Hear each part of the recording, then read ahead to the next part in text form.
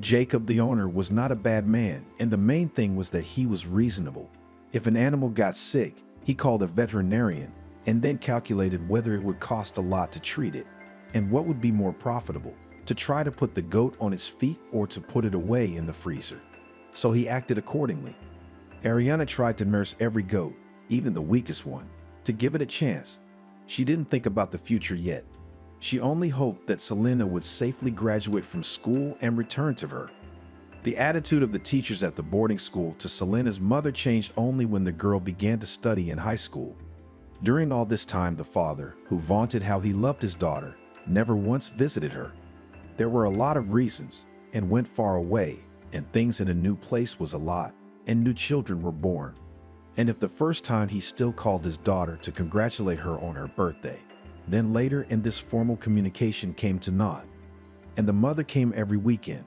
When she was denied a date on one pretext or another, she and Selena communicated through the window. That's where Jenkins' secret sign language came in handy. And on summer vacations, there was nowhere to go. Selena was allowed to go home. After all, Ariana was not registered with a psychiatrist.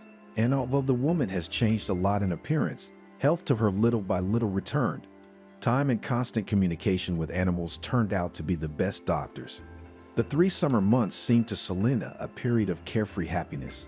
Living in her own home, helping her mother on the farm, and Katie made sure that the vacations were filled with adventures, like a generous Santa sack of presents. And every time Selena thought that her friend had thought of something quite unbelievable, but Kathy convinced her that everything was possible and it would be great. You would think of some quieter entertainment, said Katie's mom, as they say now, girly. Well, go to town, go to the movies, wander around the mall, have a coffee. I can understand that. You mean we have to go to town every day? Katie asked. It's a long summer, it's crazy. What do the other kids do? Everybody finds something to do without going to extremes. Yeah, Katie said ironically. The boys ride mopeds around the streets at night, just dodging them. And the girls have only this beach, a trampled spot. The circus comes to the House of Culture twice a summer, and that's it, only to hang out in their own backyards, right? Look how Sasha sings. Voxelnaya Street, the most central street. Girls on a bench, chewing on seeds. Mom waved her hand and stepped back, repeating the usual shorthand. Don't go into the woods where there are hunting grounds. Watch your feet carefully. We have plenty of vipers here. Don't swim in unfamiliar places. There are pools on the river. As soon as it gets dark, go home. Katie nodded, pretending to agree with everything, and rushed to her friend, her heels glistening. This time, too, Selena had no time to marvel at how good it was at home, how the lilac bush had grown under her window, how strong the old dog's memory was, how happy he was to see her. She had no sooner laid out her things than Kathy was already here. I have a plan, she said solemnly. I'm sure you do, Selena sighed. Don't get your hopes up. I want to help my mom. She's so tired in the evenings. She's been exhausted for a year. She'll feel a little better with me. 3 days. Katie pointed her fingers, just 3 days. And then I'll help your mom too. I'll even weed the damn beds, which I hate. So what have you come up with this time? No, wait, you can't just tell it like that. It has to be detailed. I'm staying at your place tonight, then we'll talk. The round of the day's business began. It was hot, unbelievable even for June, and the air itself seemed to melt. But Katie, who was so hard to entice to the vegetable garden at home, together with her friend carried watering cans, watered vegetables, and weeded strawberries. The girls were free only in the evening. They asked to go to the river. Though it was a long way to go, but it was worth it. The meadows were in bloom, and Selena, who was imprisoned in the walls of the boarding school all year, was seized by the delight of an unprecedented sense of freedom. She wanted to spin, throwing her head back, under this vast blue sky, and that together with her spinning and puffy as cotton candy clouds, and these flowers, the intoxicating smell of honey, and the river, which was visible in the distance. Do you know that the name Selena is supposed to remind you of the clinking of champagne glasses? You don't? Then listen to the way this name sounds and imagine a holiday, New Year's Eve, icy champagne and bubbles that tingle your tongue and throat. It's also a name that sounds so affectionate. Anyway, that was her name. even though she lived in a place where champagne wasn't in vogue, in a village at the end of the world. That's because she had a mom with a wacky mom. Well, you have to start with the grandmother. When her grandmother, a street Petersburg artist, after serving her time in the camps, was exiled here for eternal settlement, and after what she went through in Alaska, behind barbed wire, life in a village on the Volga seemed to her like a paradise. Friends sent money and she bought a house, a wooden house with blue shutters. Grandmother worked in the House of Culture.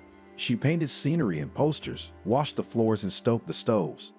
Then Selena's mother came here to sew costumes. For the dance group and choir, for the drama club and variety group. All the women in their family had golden hands, and all committed a mésalliance. Grandmother was afraid to return to her hometown. It seemed to her that she would immediately be sent away again, and she got used to it, adapted to rural life. She married a forester, and then her daughter, my mother, married a farmer, the richest man in the village. He raised cattle, sold milk and cheese, and he was good-looking, witty, and he didn't stop her mother, Ariana, from doing what she loved, and she loved to sew. At first, she intercepted with a keen eye. The local craftswomen shared their secrets. Then she got to something on her own. And when she was taken as a costume designer in the House of Culture, it was pure bliss. No task frightened her. She sewed costumes for the fairy tale Cinderella, and sundresses for folk dances, and motley skirts for gypsy dances. Her whole life was in these scraps, threads, needles, in the clatter of the sewing machine, in fitting. She created outfits like some kind of miracle, sometimes almost out of nothing. And if Selena could remember the earliest childhood, when she was not yet walking and talking, she would remember the costume room, countless rows of hangers, and her mother humming at the sewing machine. But the girl began to realize herself since she went to kindergarten, and here there was nothing special. The smell of burning milk in the morning, semolina porridge, which all the kids hated, a playroom carpeted with carpet, and dressed-up dolls in the locker. The teachers did not always allow to take them, only for good behavior. Otherwise, here you have balls, pyramids, and stacked soft toys. In the kindergarten, Selena got a friend, Katie. She joined the group later than the others. Her family had moved to the countryside, and Katie was brought to the daycare center in the middle of the year. She was special. Selena felt it immediately. Katie was the best at reciting poems and singing songs, and she was not afraid of the teachers if they were angry and raised their voices. Katie invented new games and was never bored with her. All the kids wanted to be friends with her, and she singled out Selena. I don't know why. Selena just followed her around like everyone else, her mouth hanging open and marveling at her jokes, her dresses and ribbons, her pranks.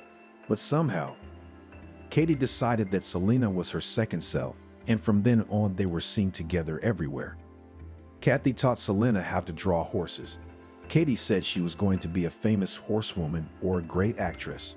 She made up games or told stories, all so mesmerizing to Selena that she immediately recognized her friend's superiority, and that the boys looked up to Katie was no surprise.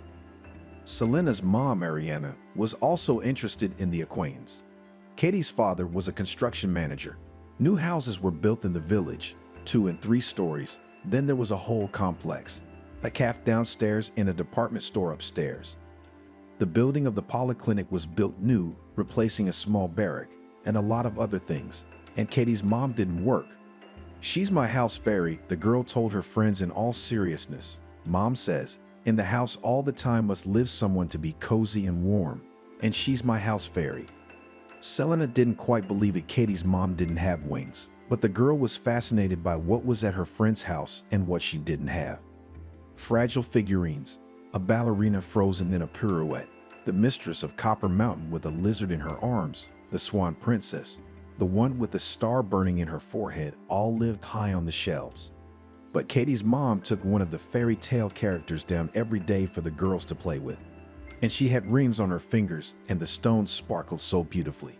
And Genia's mom baked a Napoleon cake, a luxury Selena hadn't tasted at home. And the girls went to school together too. The school is far away at the entrance to the district center. Most kids can't get here in the fall slush and winter ice. That's why a yellow bus with the inscription "Children" on the side took them in the mornings. And after classes, it took them back to their homes. These first school years, bouquets of asters of all colors of the rainbow, new dressy uniforms, corridors, huge, on which you want to run so much, but you can't. They catch you by the hand, and they write down the names, and then they hang a leaflet where a lightning bolt is drawn and all the violators of discipline are listed. Selena was shy by nature. She never wanted to draw attention to herself. She was the kind of girl they say is quieter than water, lower than grass, and the teacher's remarks have set her almost to tears. Katie was always thinking of something and got into various messes. She would go ice skating with the boys when the ice on the lake was still thin, and luckily she would fall through only knee-deep. Then on a dare he will pet a big sheepdog, which is feared by all the boys, and which from time to time comes off the chain. He will invent a secret language, consisting of words and gestures, which all the boys will immediately master and begin to explain themselves in it, throwing the teachers into anger and panic. But it was Selena, not her perky friend, who got into real trouble. Selena was stolen. This case was remembered for a long time because it was the first time such a story had happened, and nothing like it had ever happened again. Selena was 10 years old at the time. She was returning on the school bus with everyone else, but she got off one stop earlier to go to the store to buy new notebooks. The store was in the center of the village, and it took about 20 minutes to walk from here to home. Selena chose notebooks with beautiful pictures on the covers, paid, then she was hurried by the ladies in line. In short, she didn't notice that she had left a bag with a sports uniform and a change of shoes near the counter, so she walked with the backpack behind her back. She was already approaching her house when a car pulled up next to her and an unfamiliar man called out, "Hey girl, isn't this yours?" In his hand, he held a familiar green bag. Selena gasped. She would have gotten in trouble at home, of course. Taking it, the uncle opened the door. She trustingly approached. Who could have known that she would be dragged into the car at the same moment so that she wouldn't have time to make a sound? They searched for Selena for a week. Notices were posted on every fence and every pole. Volunteers combed the forest, searched even in the lake and in the river. And after a week, no one, neither the police nor her volunteer helpers, hopes to find the girl alive. There was no hope left. Fortunately, Selena's kidnapper was no maniac. All he wanted was to make some easy money. That's why he waited until everyone was sufficiently scared and would be willing to pay any amount to get the girl back. It seemed to him that he planned everything clearly and correctly, and asked for as much as $500,000. With this money, the kidnapper expected to go far away and start his own business. But once he called Selena's parents and told them his demands, his fate was sealed. Maybe if he'd been more experienced and organized things differently, things would have worked out. But as it was, so it was. Selena's mom could not talk to the kidnapper. The woman was lying in bed. She was sedated. Her father was told by the police to arrange a meeting. The appointment was at the gate of an abandoned factory. Harry took with him a bag of money, stood holding it in front of him. As soon as the kidnapper arrived, he was immediately taken. It turned out that the villain lived in a neighboring village. He did not know Pavel personally, only heard about him as a wealthy man. The kidnapper was also offended by the fact that he was detained, questioned, and threatened with trial. The girl lived with me like my own daughter. I fed her, gave her food, showed her cartoons on TV. I didn't let her outside though. And it's true, Selena, though she cried these days, because she was separated from her parents, but otherwise did not suffer in any way. The doctor examined her and said that the girl would obviously forget everything soon. Selena's abduction cost her parents a lot more. The father blamed the mother. Kathy's mother is doing the housework, and I told you to stay home. There's always enough work to do. We have a car. You could have studied, passed your driver's license, taken your daughter to school, and picked her up. But you're like the last girl. You collect your rags and run to the House of Culture with them. Alinka is abandoned on her own. Ariana not only felt deeply guilty, she kind of lost it after the whole thing. Now, several times a day, she would stand motionless, staring straight ahead, her lips moving soundlessly. It was useless to touch her at such times. It went on like that for months, and then Harry left the family. He had a young girlfriend, it turned out. Maybe it would have ended in divorce, but the drama escalated and eventually became a reason to sever old ties. Harry sold the farm and moved away with his young wife. "I know my strength now," he said. "I'll make a new start. Lucy and I will move south. I'll get land again, buy cattle. The winter is not so long there, the climate is favorable. Things will pick up." But before he left, my father insisted that Selena be sent to a boarding school. There was one in the district center, especially for children from remote villages. Here parents didn't have to worry about them. Caretakers were always watching the children. The building is huge. Here are classrooms here, in another wing, bedrooms and dining room. The children walked under supervision in the schoolyard, and no stranger would enter the boarding school without asking. There was a guard at the entrance. Everyone in the neighborhood knew Selena's story, so there were no obstacles to registering her at the boarding school. Harry also talked to the director, adding that the girl's mother was sick in the head. "So I ask you very much, let the daughter be with you even on vacation. I will try to carve out time to come at least a couple times a year to visit her," he said. Harry made a favorable impression on the principal. She promised to honor his request to keep mother-daughter contact to a minimum. Selena was a homely girl, and for the first time at boarding school, she was homesick. She also had a harder time than the others. The bedroom was big for 8 girls. Selena got the worst bed by the door. The walls, painted with green oil paint, dross, and almost always after bedtime. Selena covered herself with a thin blanket, which did not save her from the cold, and cried quietly, so as not to wake the girls. Almost all of her classmates were taken home for the weekend by their parents. Selena stayed at the boarding school in the company of several children. Something was constantly breaking down in the boiler room, and the boys were freezing. The principal only sighed when she was told that it was 15 degrees in the bedrooms. "Let the children take second blankets. What else can I do? The boiler's dying." The girls brought blankets from home, some of them cotton, some down. They brought warm sweaters and jackets. Selena's mother was told to be wrapped up at the entrance. It happened here too. From time to time, children of parents who drank or were scandalous or both were brought to the boarding school. It happened that someone attacked the teachers with profanity or even raised a hand. Selena's mother was in the same category. It was easier to keep her out. "Bring 200 grams of candy corral cut in the transfer, and nothing else is not necessary. We will not accept," they told her. "The children have everything. They are all provided here. We don't take tangerines and oranges, or your daughter will take the fruit and give it to someone, and we have children with allergies." Selena's mother didn't work at the cultural center anymore.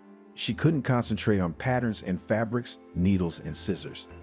Everything was falling out of her hands, but she had to earn a living, so she went to work for the very man Harry had sold the farm to.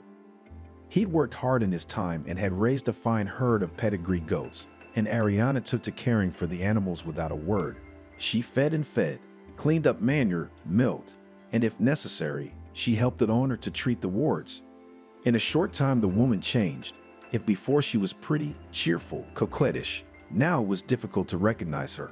Her hands, previously delicate and manicured, were now calloused. There was no place on the farm for the nice, smart clothes Ariana loved so much. An old jacket, rubber boots, old pants. All this woman now did not take off. She'd forgotten her makeup too. And the smell of the stable was more persistent than any perfume, even 10 times washed at home.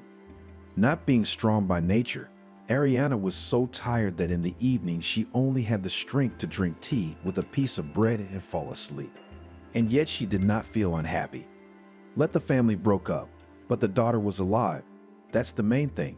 And the mother held out hope that sooner or later they would be together again. Besides, Ariana had grown attached to the animals, and socializing with them helped her to heal. The goats and goat kids, each with their own personalities, stubborn and funny, surrounded her from morning to night, and caring for them in some way healed her wounded motherhood. The girls ignored the small beach, where mostly all the locals went, but it was worth crossing the ravine, without fear of nettles, crossing a dilapidated bridge, and deep into the forest, as you could come to a wonderful place.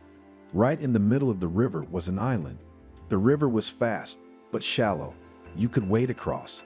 And here, on the island, no one from all sides. You can swim, sunbathe, talk about your secrets at the top of your voice. No one but the birds can hear. When the girls had had enough of swimming in the clear, cool water, felt revived again and laid down on the sand. Katie paused mysteriously and said, "My father bought me an inflatable boat." "How did you talk him into it?" Selena wondered. "I know you wanted it, but Mom told you not to ask for it. I swore that you and I would only swim in the lake." The lake was quite large, curving around the village. It was beautiful, but my friends didn't like it much. Marshy shores, swimming only from bridges, and a wall of forest on one side. Probably, Katie's father assumed that there were always enough fishermen on the lake, and her daughter would not be in trouble here. And if there was trouble, people would help her. But Katie raised her finger. "What if you and I go on the river on such a trip?" As our historian Valandra says, on the native land. "For 3 days, as far as Rozdestvinsko, huh? There, downstream, my boat, and back, if we want. We can either the same way or hitchhike home." The big old village, which was relatively close by, was filled with tourists and vacationers in summer.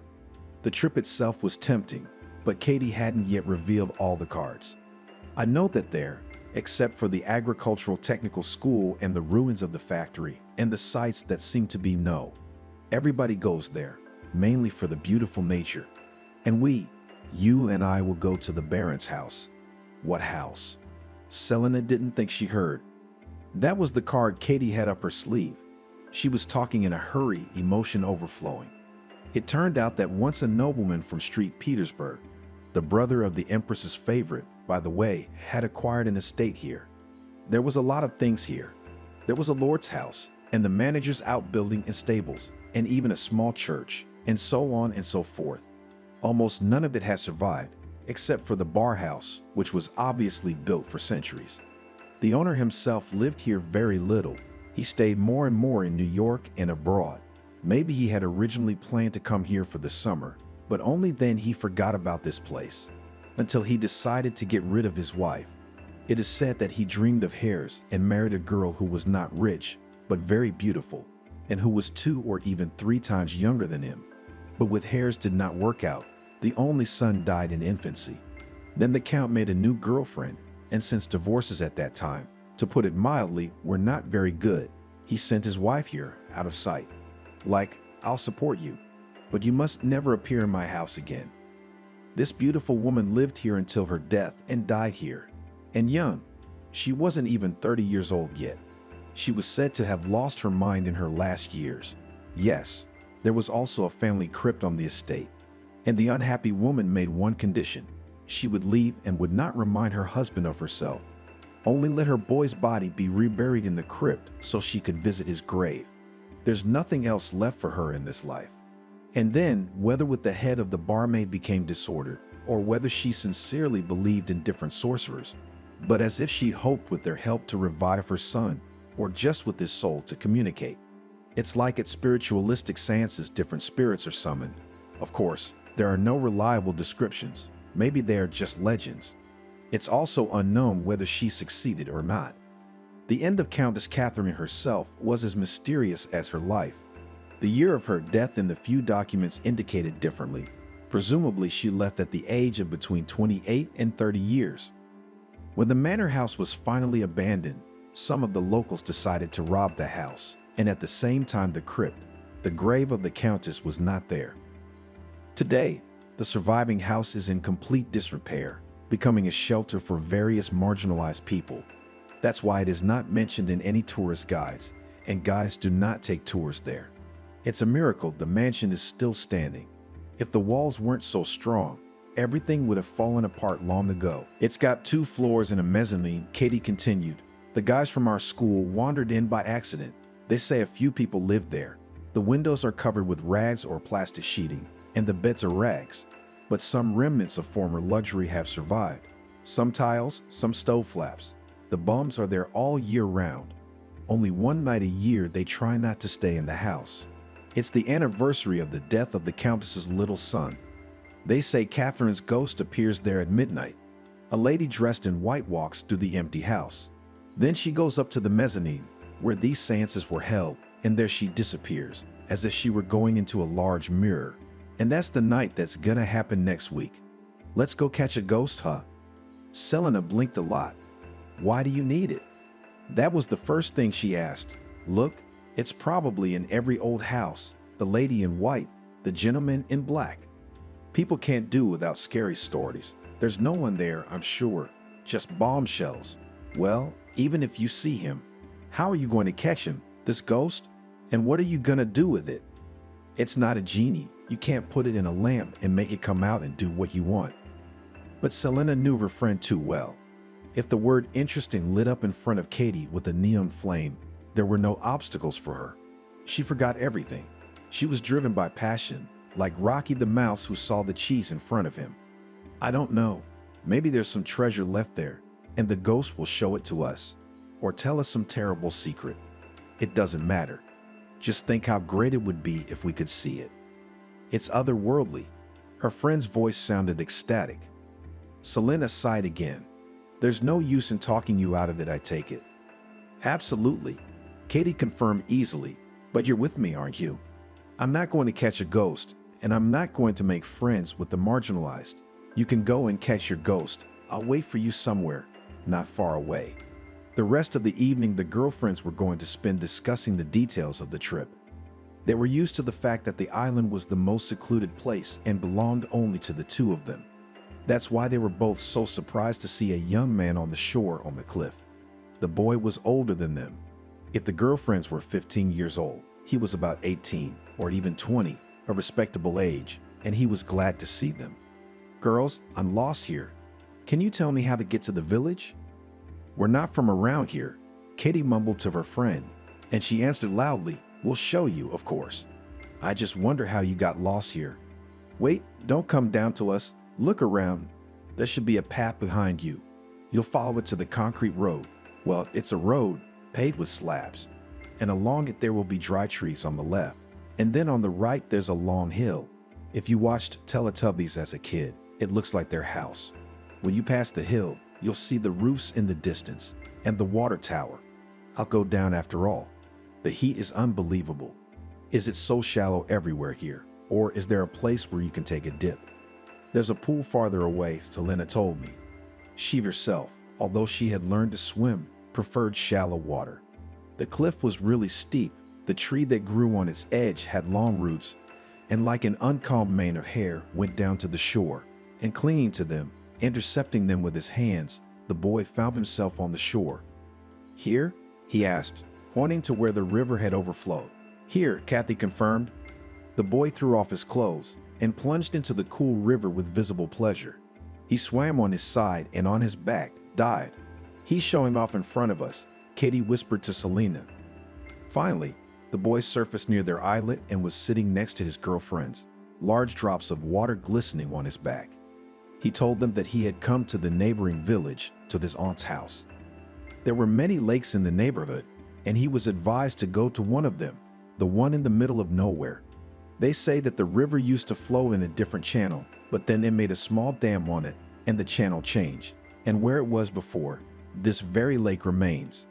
My name's John, by the way. The nature was really magnificent, and John regretted that he had not brought his camera, but he managed to get lost and barely escaped from the vipers. Snakes obviously considered themselves the mistresses of those eats, and there were 2 no hunting posters. I didn't want to unexpectedly encounter those that were forbidden to hunt, especially if they were large and predatory. John sounded like he was making fun of himself.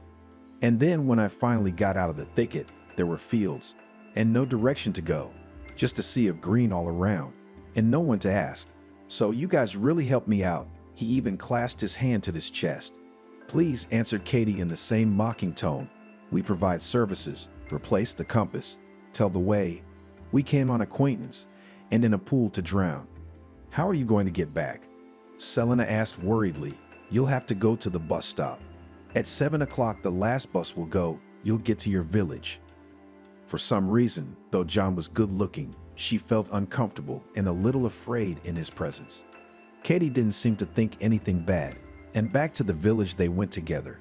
It turned out that Selena was walking a little away from her friend and John, and they, engrossed in conversation, did not notice it.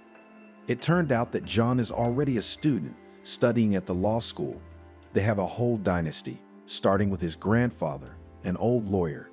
This year they were going to go to the sea, But his father was busy at work. He was assigned a case, which he could not give up. As a consolation to his family, he promised to postpone the vacation to the New Year vacations and together go somewhere in a foreign resort. John thought that he would have to spend the summer in the city, but he loves traveling so much. Visit Aunt Elizabeth, his mother suggested. She'd be pleased. There's fresh air, woods, and a river, all that variety. In a couple of days, John had explored the village thoroughly and was bored. Using satellite maps, he began to find out what else was interesting in the area. These places were famous for lakes, large and small, and swamps. As for sites, there were not many of them in the vicinity, unless the remains of an ancient settlement. But first of all, archaeologists there most likely have already chosen all interesting finds. In the second place, you need to have special knowledge to evaluate what you have found. It's one thing to dig up a treasure, it's clear to everyone, gold and diamonds, and quite another to shed tears of adoration over some clay pottery, just because it belongs to an ancient culture. So John just did not know where else to go. The trip to his aunt in the village did not give him any surprises. "I don't know about that," Katie said. And though she wasn't going to share her plans with anyone but her friend, she couldn't resist. She told her that next week she and Selena were going to solve one of the local mysteries. "Will you take me with you?" John was excited. "You won't fit third in the boat, but we can arrange to meet at the house." The adventure seemed to be even more charming in Katie's eyes when it became clear that they would have such a companion. Selena, on the other hand, felt like giving up on the trip. For the first time, she saw that her friend had completely forgotten about her, not even looking back. The girl began to look for a reason to separate from the company, and at the same time to abandon the trip. You can say that Mom will be worried, and when they returned to the village, Katie decided to escort her new friend to the bus stop. Selena, on the other hand, referred to the fact that she was home for the first day, not even having her things all laid out yet, and said goodbye. But Katie still came running to her place for a sleepover. And the friends, as always, lingered in the garden under the starry sky, and then whispered for a long time in the small room, which in summer became a bedroom. Over the course of a year, they both accumulated a huge amount of news. Katie said the program was getting harder and harder, and her mother was terribly upset when her daughter brought home C's. "I don't know what I'm going to do," Katie said. "Our class is like the movie Dumb and Dumber. We don't even have anyone to copy from. My mom is threatening to hire me a tutor, algebra, geometry, physics. But, I can't get it all in my head. Physics, in my opinion, was invented specifically to make fun of people.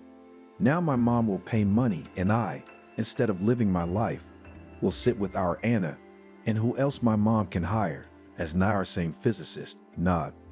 Pretend that I understand something. And on the test again, no clue. Still, you are happy." Selena lay on her stomach and seemed to be looking at the pattern on the pillow, running her finger over it. "Every day after school, you come home. It's like I have two lives. At home, one, and when I come to the boarding school in the fall, the other begins." And Selena, not complaining, but just so that her friend could imagine, began to tell about how she had to eat food in the canteen, which she did not like, semolina and pea soup, to eat just not to stay hungry. The kids get bread from the canteen. The older ones get something from their relatives for pocket money. They run to the store to buy buns, something sweet. "I try not to ask my mom for money. It's hard for her. I say that we have everything at the boarding school. If I take it, it's only a little for new tights for shampoo. But in general, we can't have anything particularly good. They'll steal it. The drawers are not locked. You can't complain to the teachers. I've learned that from childhood. Everyone despises a bully, and boys are best not to be messed with. They stole a new girl's cell phone.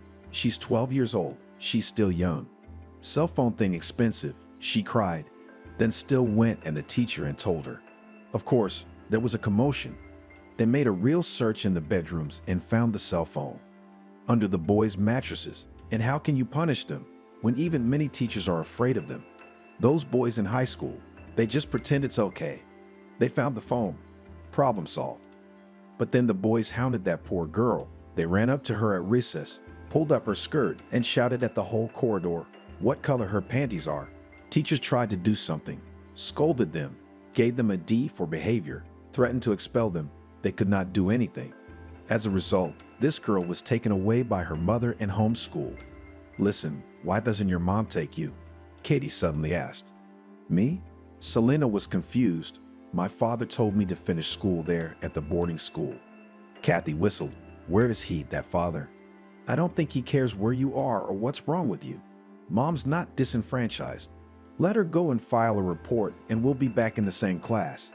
Selena had a flicker of hope, but she was afraid to give it away.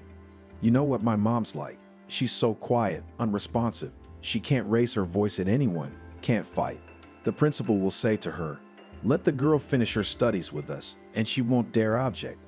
You know how I cursed that uncle who stole me.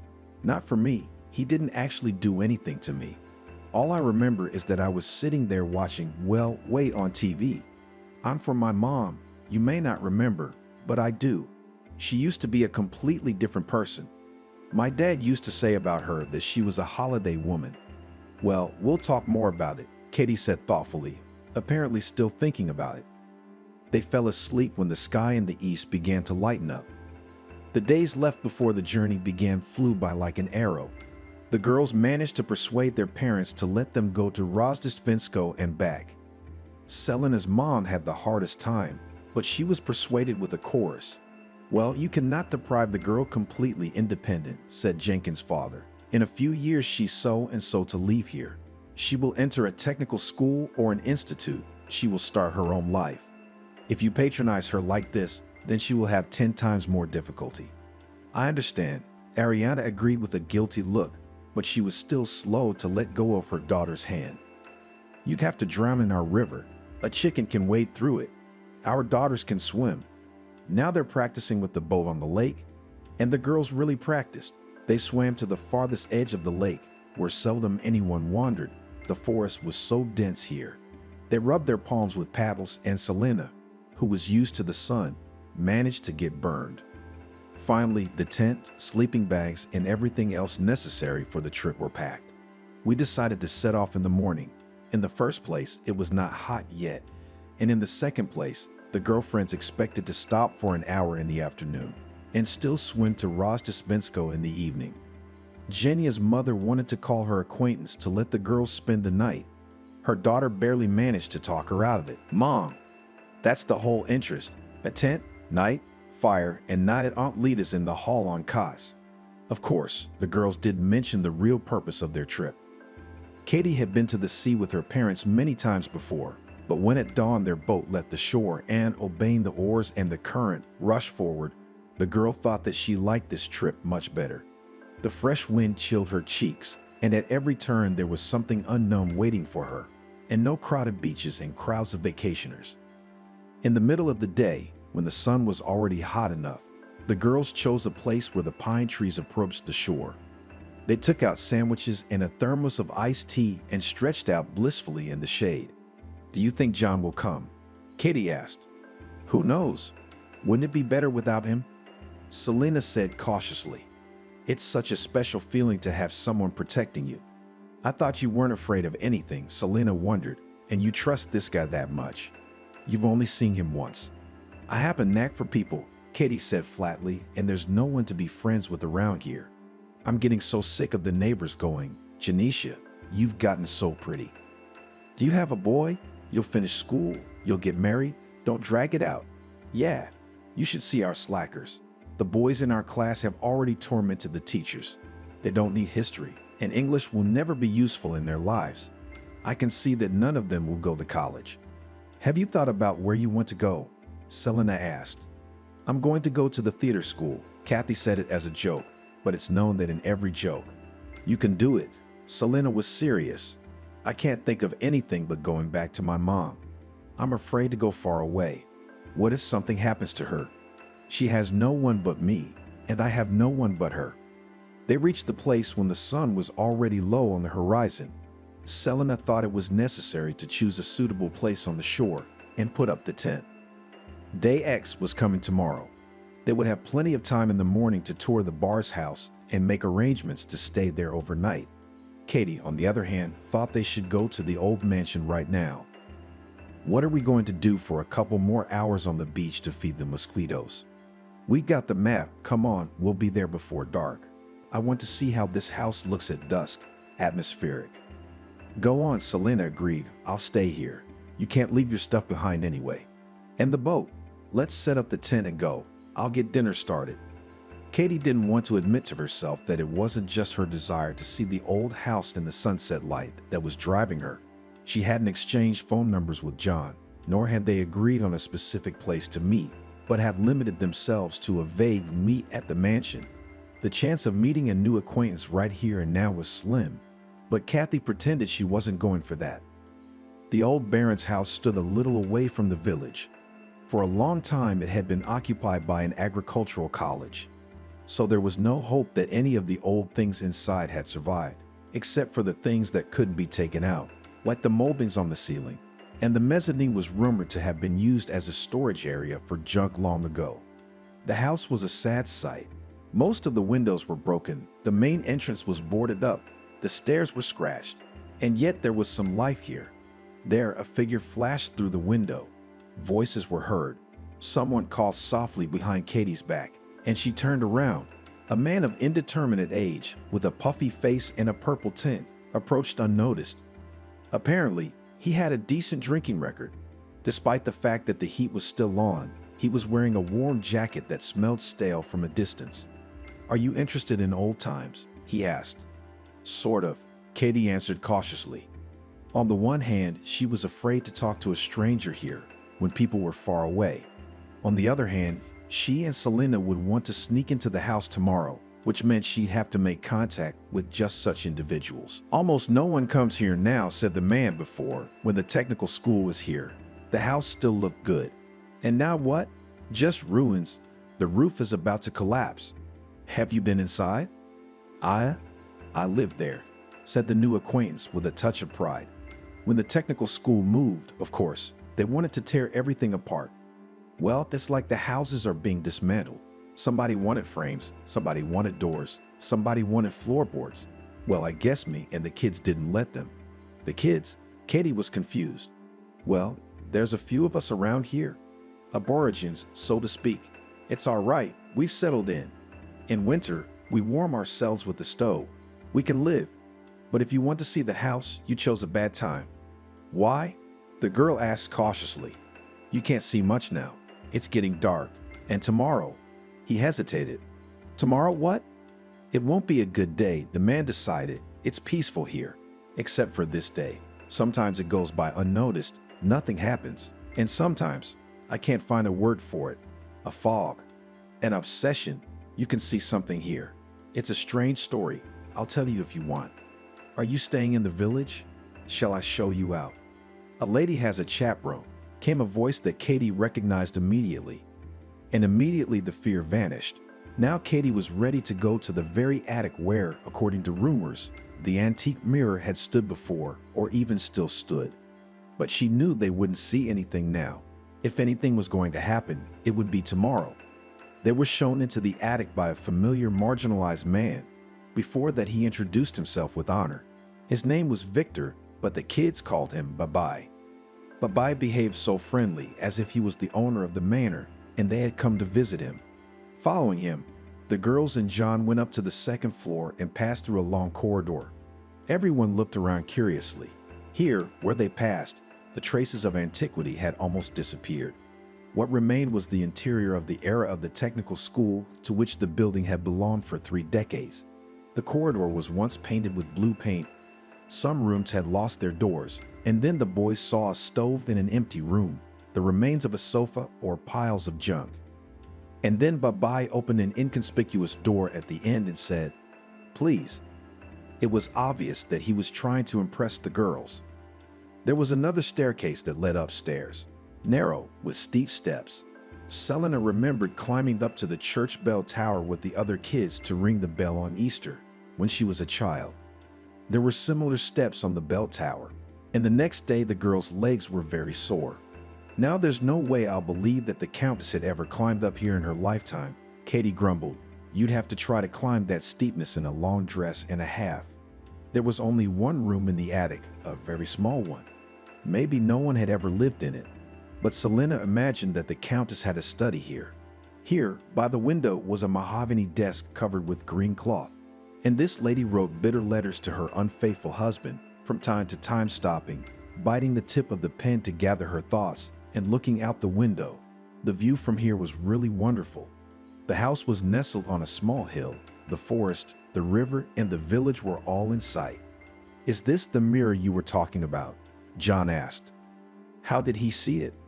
In the corner of the room, littered with broken frames and some dilapidated furniture, stood a tall mirror, larger than a man, in a simple wooden frame.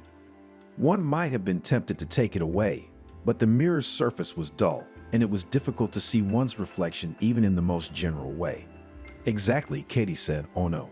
There just can't be any other here. It needs to be vacated. Is it realistic to move all this furniture?" "Hey, wait a minute," said Babai. "This stuff wasn't just piled up here by accident. It used to hang on the wall, that mirror. But this one, maybe it's not just for a reason." "What do you mean?" "Well, it's not just glass. It's like a passage. It's how she comes in and out." John sniffed behind Babai's back and then flicked himself on the neck, letting the girls know that the marginalized man had had his fill of the morning. "It's okay," Katie said to Babai. "We might just want to socialize." Babai was dumbfounded. With a ghost? Him? Their interlocutor just shook his head. Then he said he couldn't help the guys anymore, let them sort it out themselves, and went to the door. "Will you be staying in the house tonight?" Katie called after him. "I was called to the village, for an ear, that is, and a bath." Babai said it without turning around, but Katie thought he blushed, because he realized he was leaving the house for another reason. Left alone, the boys prepared to wait. They cleared a place in the corner and laid down the old blanket Katie had thoughtfully brought with her. Everyone was excited, so they didn't even think about food. But the bottle of lemonade was quickly emptied. It wasn't as hot here in the attic as it was outside. The walls of the house not only shielded them from the heat, they even felt damp. There was still time before the sun went down. At first, John entertained the girls with stories about traveling. He had traveled a lot of places, both with his parents and alone. At the same time, the guy did not boast about what he had seen, did not describe foreign purchases, and recalled more and more amusing cases, and did not hesitate to mention how he got into trouble. But more often he shared what delighted or disappointed him. Then the conversation quietly turned to various abnormal things. And that's where John became more skeptical than the girls, but an unusual skeptic. It was felt that he himself very much wants to be sure of the existence of miracles. He is looking for it, but if you dig deeper, everything is rational explanations. Next to the city, on the other side of you, there's a national park. And there, in its deepest place, right in the center of the bow, a forest cordon. Well, it's clear there are specialists there watching the animals, all that kind of stuff. The forester lives there all the time, and the national park employees come and go. So there every summer those weirdos, who on various anomalies moved, straight pilgrimages, arranged pilgrimages, and their clocks stop there and people lose the idea of time. And mosquitoes are especially angry. The mistress of these places put them to guard the road and not let anyone in. Some see green lights at night. Some see luminous pillars. Some go to one place and come out in another, especially if they have taken a good breezeful before, like our Babai. Katie couldn't take it anymore and giggled. "Selena, how do you feel about it?" John asked, seemingly just to draw the girl into the conversation. Selena shrugged. "I believe in prophetic dreams. I've seen a couple times in my life myself. Nothing significant. There's not much to tell. It's just that first it was a dream, and then it happened in real life. It seems to me that those who died, they can only come in dreams, because we call them, miss them, and thus lure them. And the fact that we're waiting for the Countess now, we're baiting her soul." John laughed when Celine shook her head. "You little girl." And he touched the tip of her nose with his finger. "That's what you do to babies. And then you say, beep." "The moon is coming up," said Katie. "Let's sit quietly for a while, in case something happens." They stood still and waited. Now all three of them were getting a little uneasy. The room, which they had grown kind of used to in the hours they had spent here, now seemed not quite real to them, ghostly. The moonlight drew a path on the floor, which was occasionally crossed by the shadows of the branches outside the window, swaying in the breeze. They were silent, but the longer the time dragged on, the more it seemed to them that they had been silent for ages. And now the ghost would appear at the door. John said in a quiet, but deliberately scary voice. Selena wrapped her arms around herself. Even though she was sitting in the middle, between John and Katie, she didn't feel safe. Unless you closed your eyes and imagined it was all a dream. And in reality, you are in your room, or, in the extreme case, in the boarding school bedroom. Katie, the most impatient of them all, had the hardest time. Maybe it's just an idea that this is where the ghost comes from. It's coming out of the attic. We're sitting here like fools, waiting, and he's wandering around the house, glimpsing here and there. Maybe he's searching the house. They'll think you're a ghost, John suggested. Your blouse is light-colored.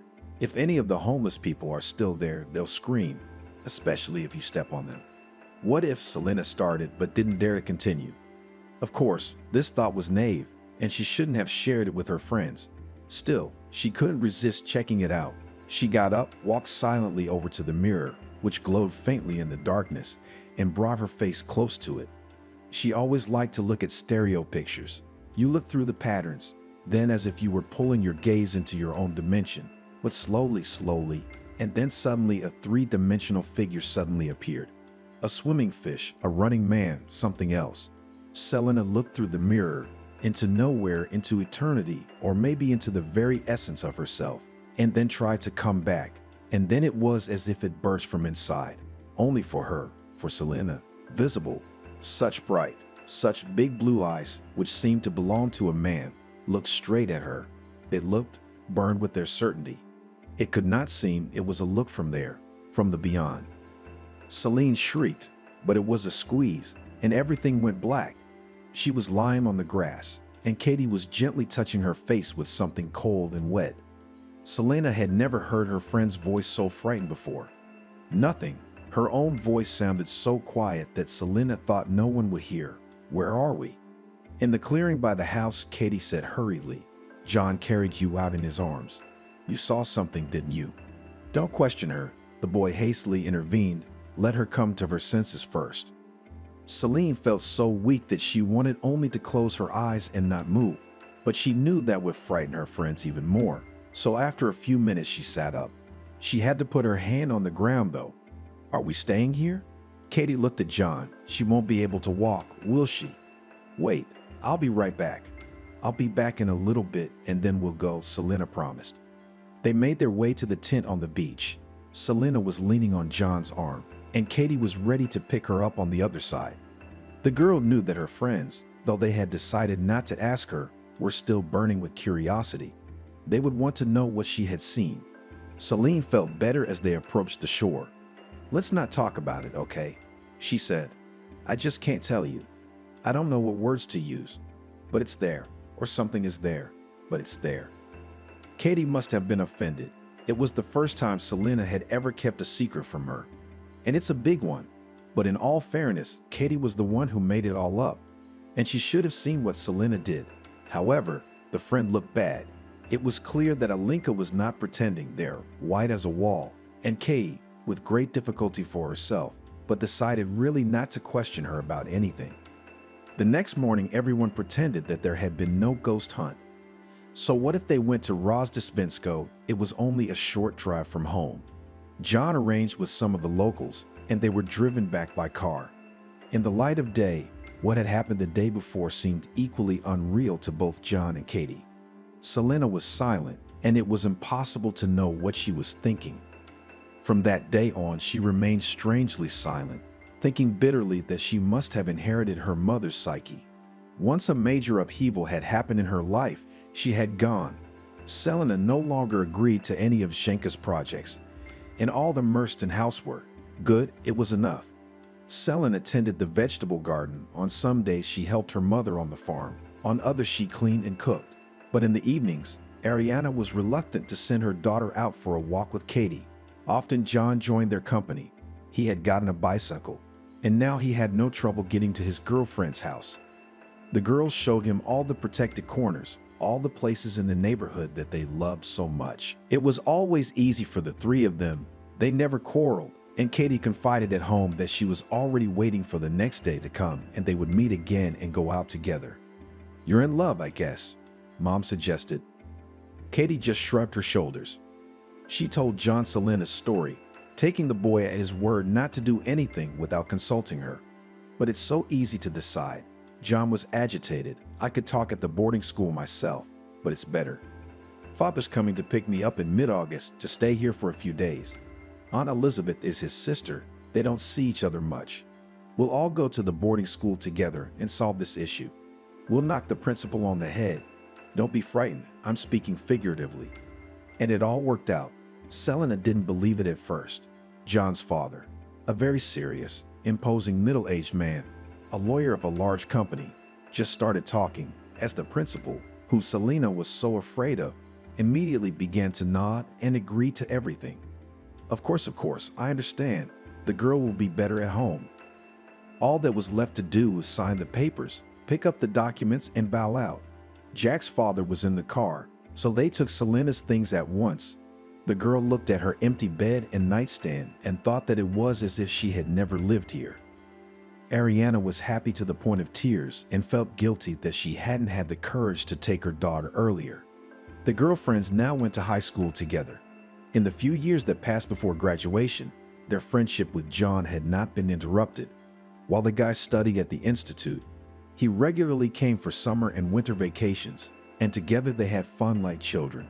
They even went down the slide, and Katie laughed so hard that it was hard to stop her. John was equally attentive to both girls, but Selena knew in her heart that she was going to give in to Katie. Her friend was falling more and more in love.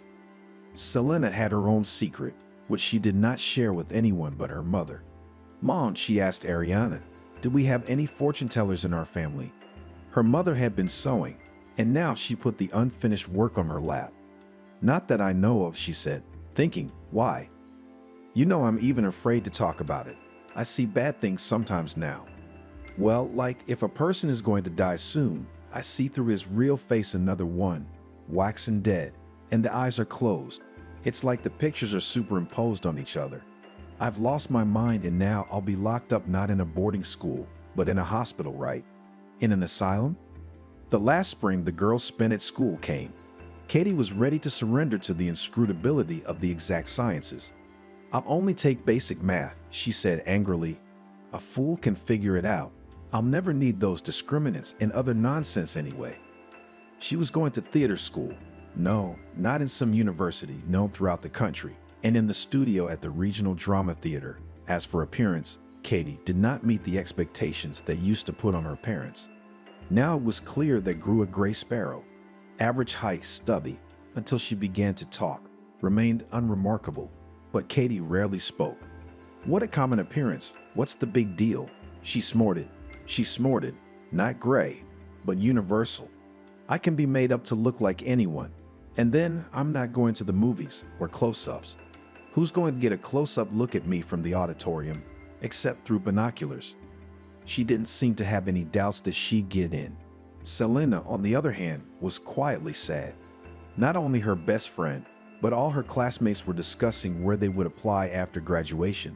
They were trying to get caught up, if not in a technical school, then at least in some courses. Nobody was going to stay in the village. Selena had nothing else to do. Her mom was giving up more and more than once she woke her daughter up in the middle of the night. "Sit with me for a while. I don't feel well." Selena measured her mother's blood pressure, put medicine in a shot glass, took pills out of the medicine cabinet. She was desperate for Mom to keep working. Her mother rested as long as she could and hurried back to her animals. As soon as Selena had a spare moment, she would rush to help, but Mom couldn't find any other work. There was just no work. Besides, the food that appeared on their table was also from the farm, a great help. So Selena knew that she couldn't go anywhere after school, at least not yet. And if her mother talked to her about her future plans, the girl only joked about it. Katie, obeying an innate sense of contradiction, on the graduation party came in a pantsuit. Selena helped a neighbor. She kept a beautiful dressed daughter, which she also wore to the graduation. So what if the outfit is a little outdated? Youth supplemented the missing, and Selena looked adorable. A few days later, she was seeing her friend off. Parents rented an apartment near the theater for their only daughter, so that the girl had all the conditions to prepare for the exams. If she gets in, she'll live there from now on. And you'll come and visit me, Kathy, stingy with tenderness. Hut Selena. You're so sure you'll get in? You bet, I know where I belong. And Katie did get in. She rarely called Selena. Both girls were busy, as they say, over the top, and in the evenings they could barely make it to bed. But God knows how Katie's life was going. Selena, on the other hand, was up bright and early. A sweatshirt, rubber boots, manure, fee, and 1,000 things you can't avoid if you work with animals. The farmer was very pleased. Selena turned out to be an industrious and skillful worker, and financially the small family's life became a little easier. Autumn brought with it a dreariness, especially when November took over. The nature around looked quite bleak. Slush, cold, and long dark evenings. And if Celine hadn't been blessed with a rich imagination, she would have been sad. And she also fell in love with goats, noticing that each one had its own special character. The girl recognized the pets even by their voices, and when she came to the farm in the morning, the horned pets greeted her joyfully. Her mother, though she was not feeling well, did not want to retire. "I will not sit on your neck," she told her daughter. "I have a long way to go before retirement. I'll leave at least milking for myself. Still, it's not Hans the machine." That talent of Selena, which awoke after the adventures in the old house, developed more and more. Sometimes she herself did not notice that when she met with acquaintances, and in the village practically everyone knew each other, she threw some phrases that were surprisingly accurate in predicting the future. A neighbor would complain that she couldn't sell her house, and Selena would casually say, "You don't have to sell it. It's gonna take everyone in." And it turns out in a short time that the neighbor's daughter divorces her husband, takes the children, and comes to her mother. Another woman will share that her back hurts, she can't stand it anymore, and she would hear Selena's advice to go to church on Sunday. She did not want to go. The woman had long ago stopped attending church and did not hope for help from above. But at the service, she unexpectedly met an old acquaintance with her daughter, and the daughter turned out to be a doctor working in the city in the hospital. She called the patient to come and promised to help. Selena's gift was first noticed by her fellow villagers, and more often began to turn to her for advice. The girl herself was terribly embarrassed and was ready to deny everything. How could she know what would happen next? It just seemed so to her, and she does not claim any truth in the last instance. Her mother insisted that on New Year's vacation, the girl went to the city to a friend. "Substitute you. Nothing will happen to me," she persuaded. "If you do not agree, then make me worse. I'll think I'm eating up your life." "Mom, what are you saying?" "Live a young girl's life for a while. Go to the movies with Katie. Go shopping. Here, I put some money aside for you." Selena wanted to say bitterly that she wouldn't need the good stuff. Not to go to the cattle, perfumed with French perfume or waving an expensive purse. But she kept silent, realizing that she would upset her mother even more. Still, she gave in to her entreaties and bought a bus ticket. Katie met her at the station, unrecognizable. It was a warm winter, and her friend was wearing a light coat and a cap of unimaginable style. Katie had never worn high-heeled boots before, but they were terribly happy to see each other, and they were hugging each other. "I could hardly get away," said Katie. "You're the ones who have days off on New Year's Eve, but we're busy. We, the students, put on a play based on fairy tales, and now we're on stage every night. Kids, holidays, Christmas trees." Her friend's apartment struck Selena, seemed luxurious. How easy it must be to live like this. To make toast in the morning, take out of the refrigerator yogurt, brew coffee in an elegant turbine, and in the evening to lie in a shining bath, and then settle down in this cozy chair with a book in his hands. There's such a thing in the world. Katie took her friend to rehearsal and then to the play. And although Selena was far from all this theater life, she felt that the main wealth for Kathy, here on this stage. To Selena's surprise, her friend played the steadfast tin soldier, but she was only surprised for the first minute, and then she was completely mesmerized by the tale. "It's really yours," she said to her friend after the performance. "I had tears in my eyes." Katie wrinkled her nose. "We were afraid. The holidays, the kids. You need a fun story, and we've taken on such lyrics. But that's okay. Even kids need to know the ins and outs of life." And in the end, soldier boy and dancer, though burned in the flames, stayed together. Is it so bad to be burned by love?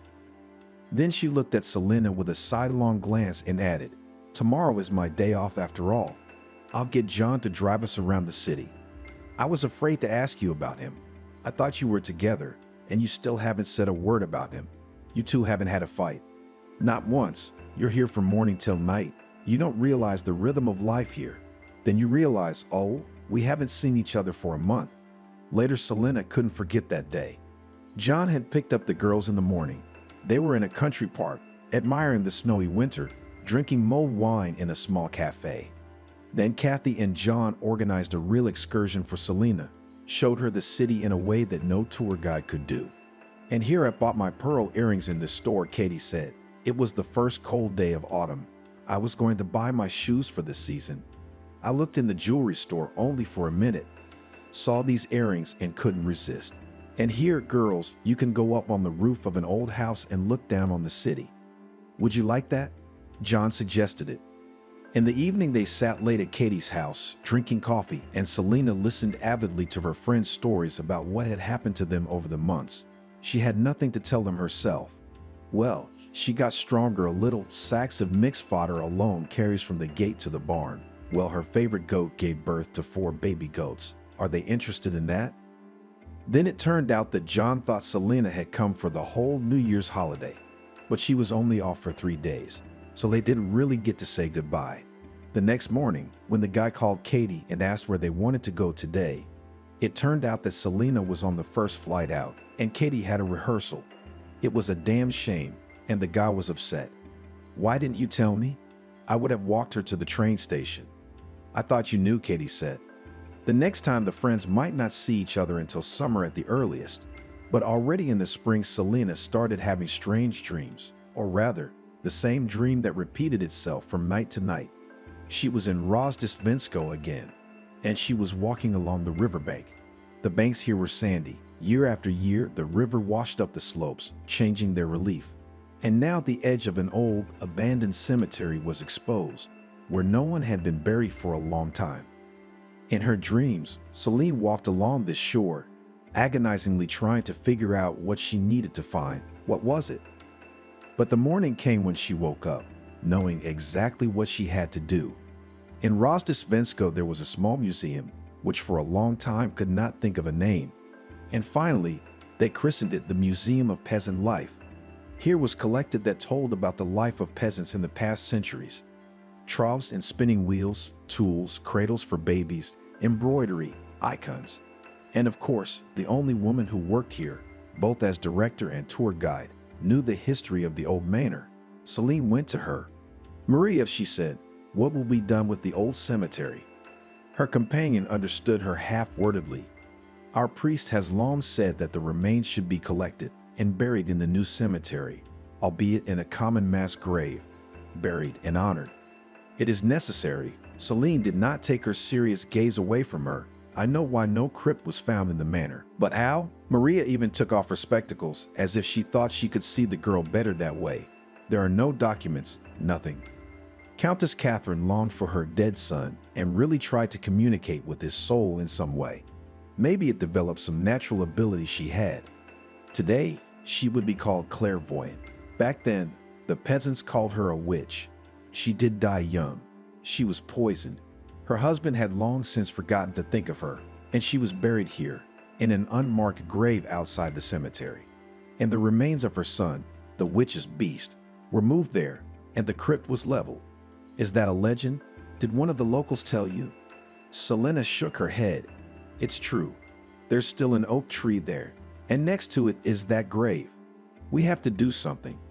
It took a while to get the old cemetery moved, but Maria still managed to convince the authorities. She found arguments. Summer is approaching, the warm season. Both summer residents and tourists will come to Rozdestvensko, and the beach can't be open like this. Who will like the neighborhood with crumbling earth and remains of burials? The work took about a month, and when it was finished, Selena felt an unprecedented peace of mind. She knew that Maria had finally believed her. The workers had found the grave of a woman and a child by the oak tree. Selena had no doubt who it was. If only the old manor could be restored, but that was no longer in her power. And at the beginning of the summer, quite unexpectedly, a matchmaker came to Selena. At first, she and her mother didn't even understand what was wrong. This woman, Naomi, they knew well, but this time she was accompanied by two men. "I found you a bridegroom," Naomi said. Almost from the doorstep, "a bridegroom like you'll envy yourself. But I'm not getting married." Selena didn't know whether to laugh or be angry. "Listen to me. He's got his own company that makes these bags.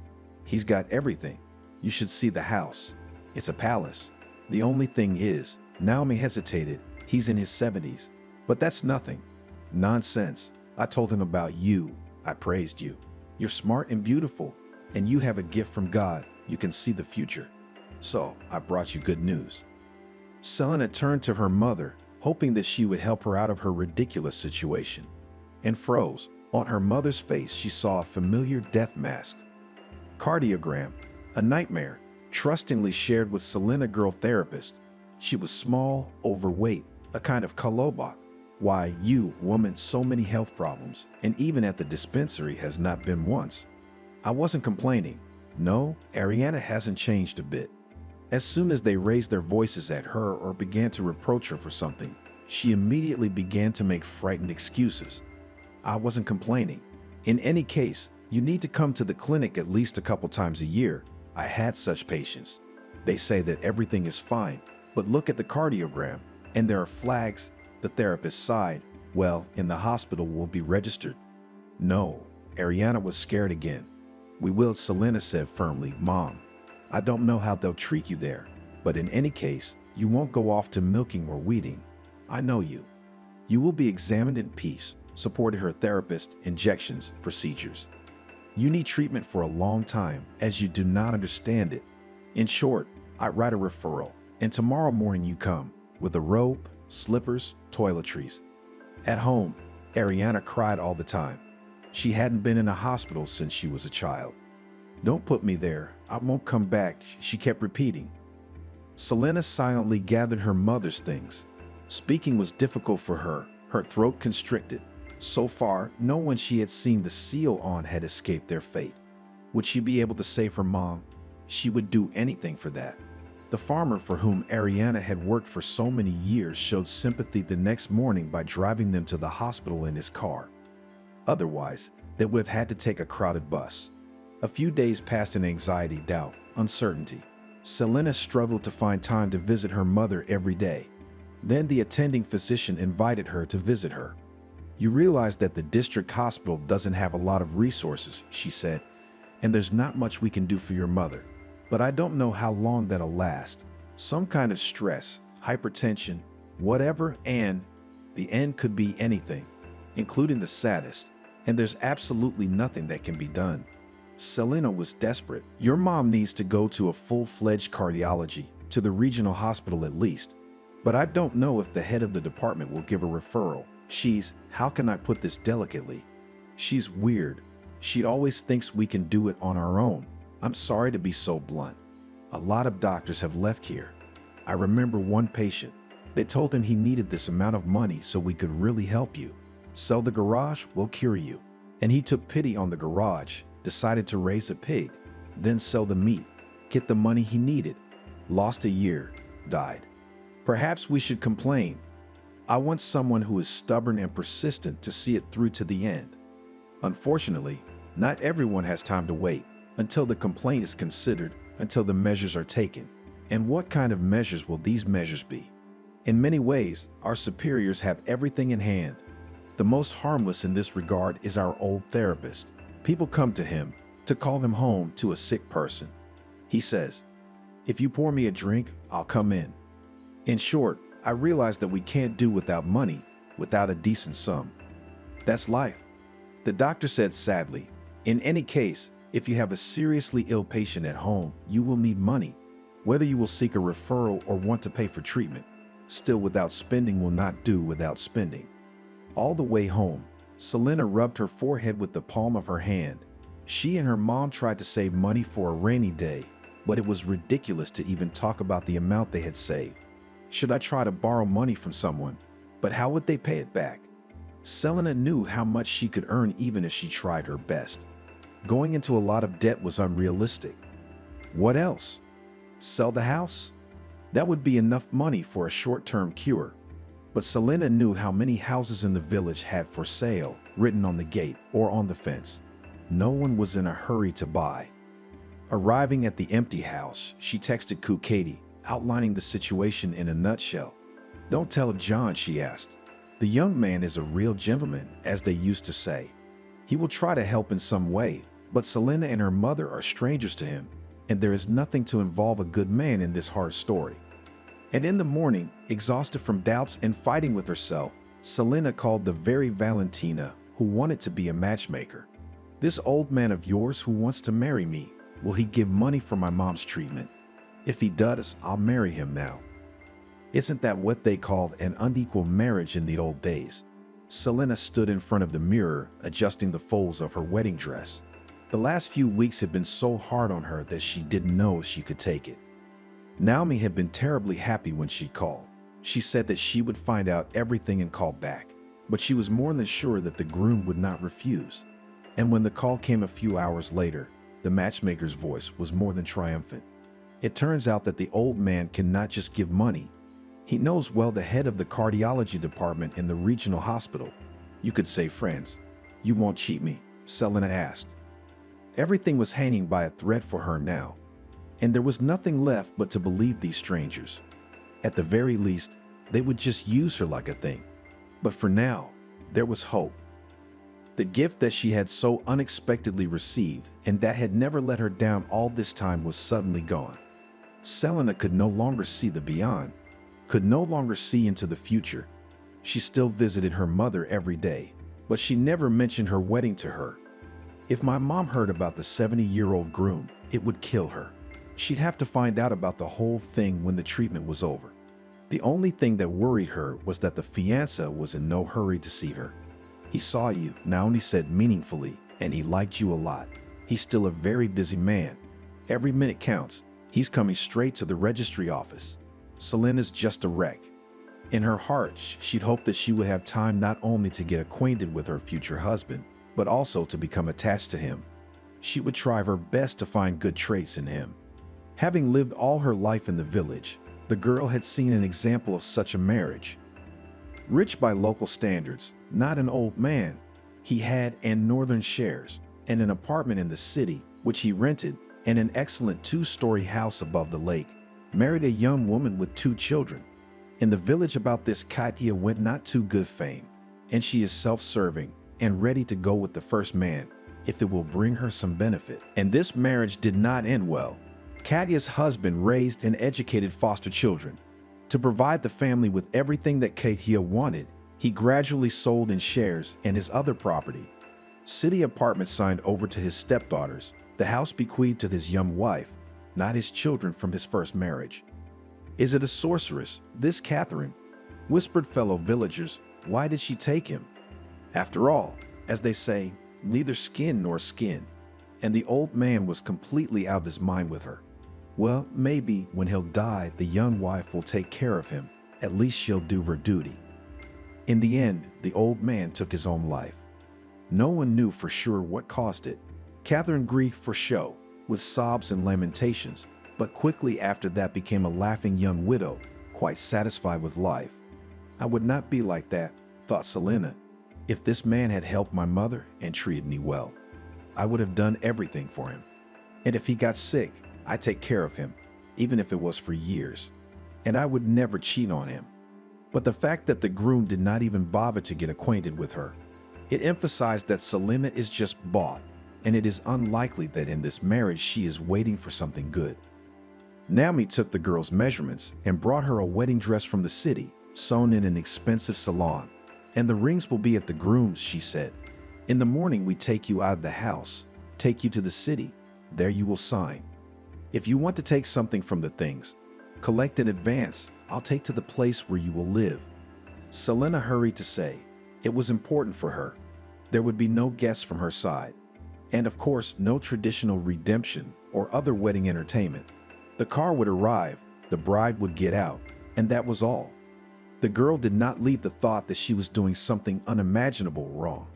If it was not so, of course, she would have called Jenka, and her mother would be sitting at the wedding table next to her. Now she's doing everything furtively, definitely running away. "What's my way out?" yelled Selena to herself. There were no options, so she would have to pull herself together and never show what was on her mind. For some reason, the hardest thing to deal with was the thought that John would find out soon enough. He would realize at once that she had sold herself, and of course he would never want to do business with her again.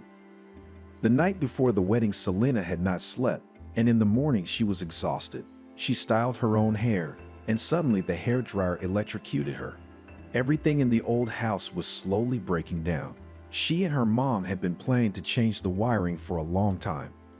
This electric shock, not so strong, but nevertheless it was the last straw. Selena sat with her hands over her face, crying and unable to stop. With only an hour to go before the agreed-upon time, she rushed to clean herself up.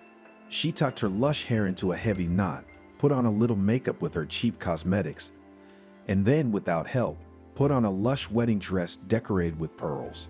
I involuntarily remembered Zhenka. She was very fond of pearls, and from these memories tears came to her eyes again. At last a car drove up to the house, black, shining, the like of which had probably never been seen on their village street. Naomi went into the house and took a quick look at the girl. She was good. "Why are you so pale?" "I'll give you some cognac." "I'll give you some cognac. It's angelic tears, not booze." She took out a full bottle of expensive cognac from somewhere in her bag. Apparently she herself had tasted it many times in the morning. She looked for a shot glass, didn't find one, poured the cognac directly into a cup. "Have a drink." And Selena, who had never drunk hard liquor in her life, drank it all with her eyes squeezed shut. Perhaps it was a gesture of desperation. "Everything will be all right," the matchmaker said encouragingly. The car had a soft ride. It was definitely flying over the road. Selena watched the familiar villages flash by the window. Here was the district center, where her mother was lying in the hospital. Selena had warned her the day before that she wouldn't come tomorrow, but she would have to call her, just to get a moment. The girl clutched the phone as tightly as if it were her only link to her old life. In the city, they drove up to a small registry office on the outskirts, and Selena wondered why here. If the groom was a rich and powerful man, one could assume that they would be waiting for some pompous ceremony in the palace of marriage. "Our groom doesn't like too much fuss," Naomi said. "They'll sign you, then you'll take pictures, and then you'll go to a restaurant. He's rented a whole country estate. You'll spend the night there, and tomorrow you'll celebrate the second day as you should." Selena only nodded. She had long ago told herself that she would not oppose the groom in any way. She had one condition, and she hoped he would fulfill it. And the rest was unimportant. They stood in the lobby in a small group. Only Naomi was cheerful, making jokes now and then. The two young men seemed to be waiting for something, most likely a chance to sit down at a well-set table and have a drink. And when an older man approached Selena, she realized that he was her future husband. His hair was already quite gray, his mustache and beard neatly trimmed. He shook her hand and smiled affectionately. The whole wedding ceremony was like a dream. They were signed without unnecessary pomp, said a few high-minded words about the birth of a new family. Selena hid her face in the bouquet of roses that the groom presented to her and tried to hold back her tears. Thank God, they were not forced to dance the first marital waltz, and when the new husband was offered to kiss his wife, apparently feeling something, the old man only delicately pecked Selena on the cheek. Then they were taken to a country restaurant. It was one of the best places in town.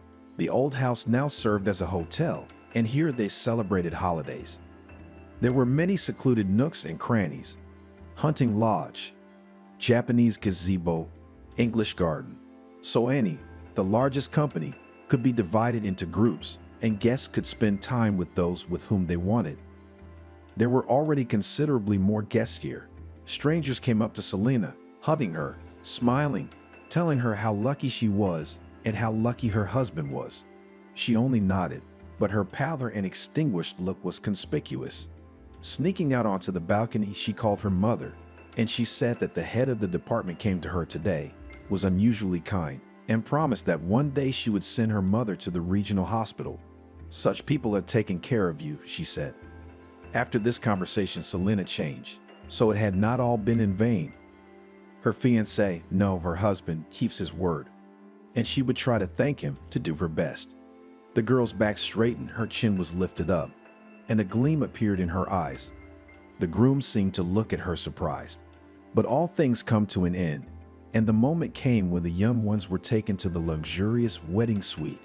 Selena remembered that there even seemed to be a picture like this.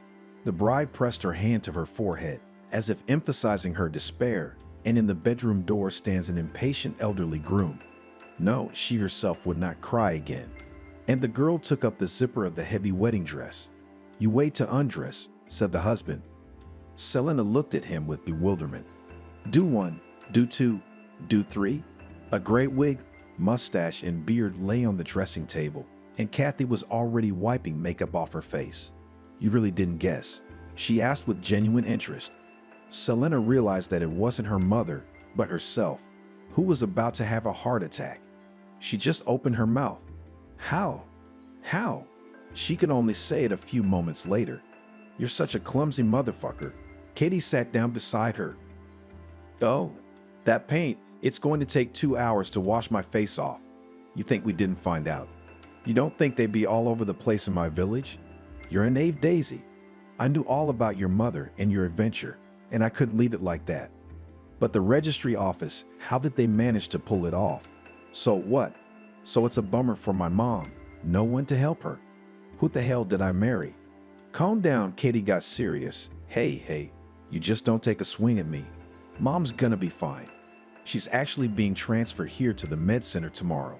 She's already shown all the transcripts to the doctors. They'll do the surgery, and it'll be like our gym teacher said, chicky chicky. And you got married. Well, I got you drunk on cognac, well done. I thought you wouldn't take it. You married John, my dear. Didn't you listen when the lady at the registry office read the names?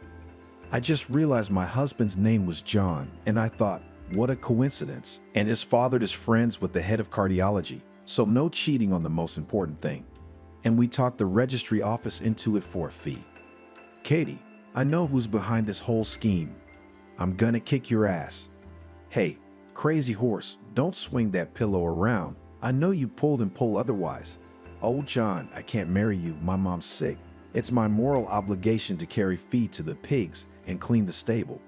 I should have had you married right away. You can get a divorce if you want, though. We didn't take you prisoner after all. Selena threw away the pillow she'd been trying to smother her friend with, sat red-faced, disheveled, and blew her hair off her forehead. Anyway, I'm calling John, okay? You can take your clothes off or not, it's up to you. I'm gonna go get the champagne. My friends, if you'll notice, I haven't eaten a thing today because I'm nervous, so I'm hungry and sober, which is a dangerous combination. If anyone had looked into the wedding suite that night, they would have seen the marvelous combination of 3 friends asleep on the king's bed without undressing, and smiles wandered across the faces of all 3. Selena's mother spent 2 months in the hospital. She did have the necessary surgery, but the doctor's prognosis was most optimistic. Of course, it was out of the question for the woman to return to her former job. But in the Regional Theater of Opera and Ballet found a place for her in the costume room. Sue fabulously beautiful costumes. It was what she dreamed of all her life, and where her talent manifested itself. John by this time had already graduated from law school. He had a good apartment where he brought Selena. The young man worked in a large company, and here he had a chance to make a career. Selena entered the institute. Now she had at least a few years of carefree youth ahead of her, which fate had always denied her before. Only one thing happened during those months. Selena was told that her own father was looking for her. A distant relative called her and asked to meet her. You see, his life didn't work out, she said. He started drinking. No one expected this. There are no alcoholics in his family. No one understood why he was addicted to alcohol or how serious it was. But the further it went, the worse it got. His second wife tried to treat him, in one drug treatment center, in another, but he could only hold out for so long. Eventually, she packed up and left. He tried to get her back, had a few ugly scandals. He said she used him, an old man, and then left him. She replied that she did not want to finally ruin her young years living together with an alcoholic. Took the kids and left. As you can see, there's nothing left of his farm. But the worst thing is that your father began to go blind. Anyway, now he's an invalid. He still has some money in his book, and he wants to give it to you and apologize. He says he feels bad for you. Maybe that's why things went wrong for him. Will you talk to him?" Selena was quiet. "He doesn't have to apologize to me as much as he does to my mother," she said. "He's more to blame for her. I don't need his money. The thing is, I don't know where to put him now," the relative confessed. "He can't live alone. He would be taken to a nursing home. But you know, they have places for those who have their own place. And your father's wife took everything away from him. He has a room in a former dormitory, 8 meters, and the ceiling is leaking. Leaving him there means he'll just leave in a few months, even if the social worker starts bringing your father food. There are enough alcoholics around, they'll carry everything. And I can't take him in. I just had a daughter." There was silence again. Probably the relative decided that Selena should be greased. "You see how everything in life comes back," she said in a heartfelt tone. "At one time your father left you, and now he himself no one needs. Probably, as long as he has to live there, he will repent that he did that to you and your mom. Life is like a boomerang. Everyone knows that. He's got a nice pension. Why don't you think of a way to make it work for your dad? You don't have a little room where he could lie down.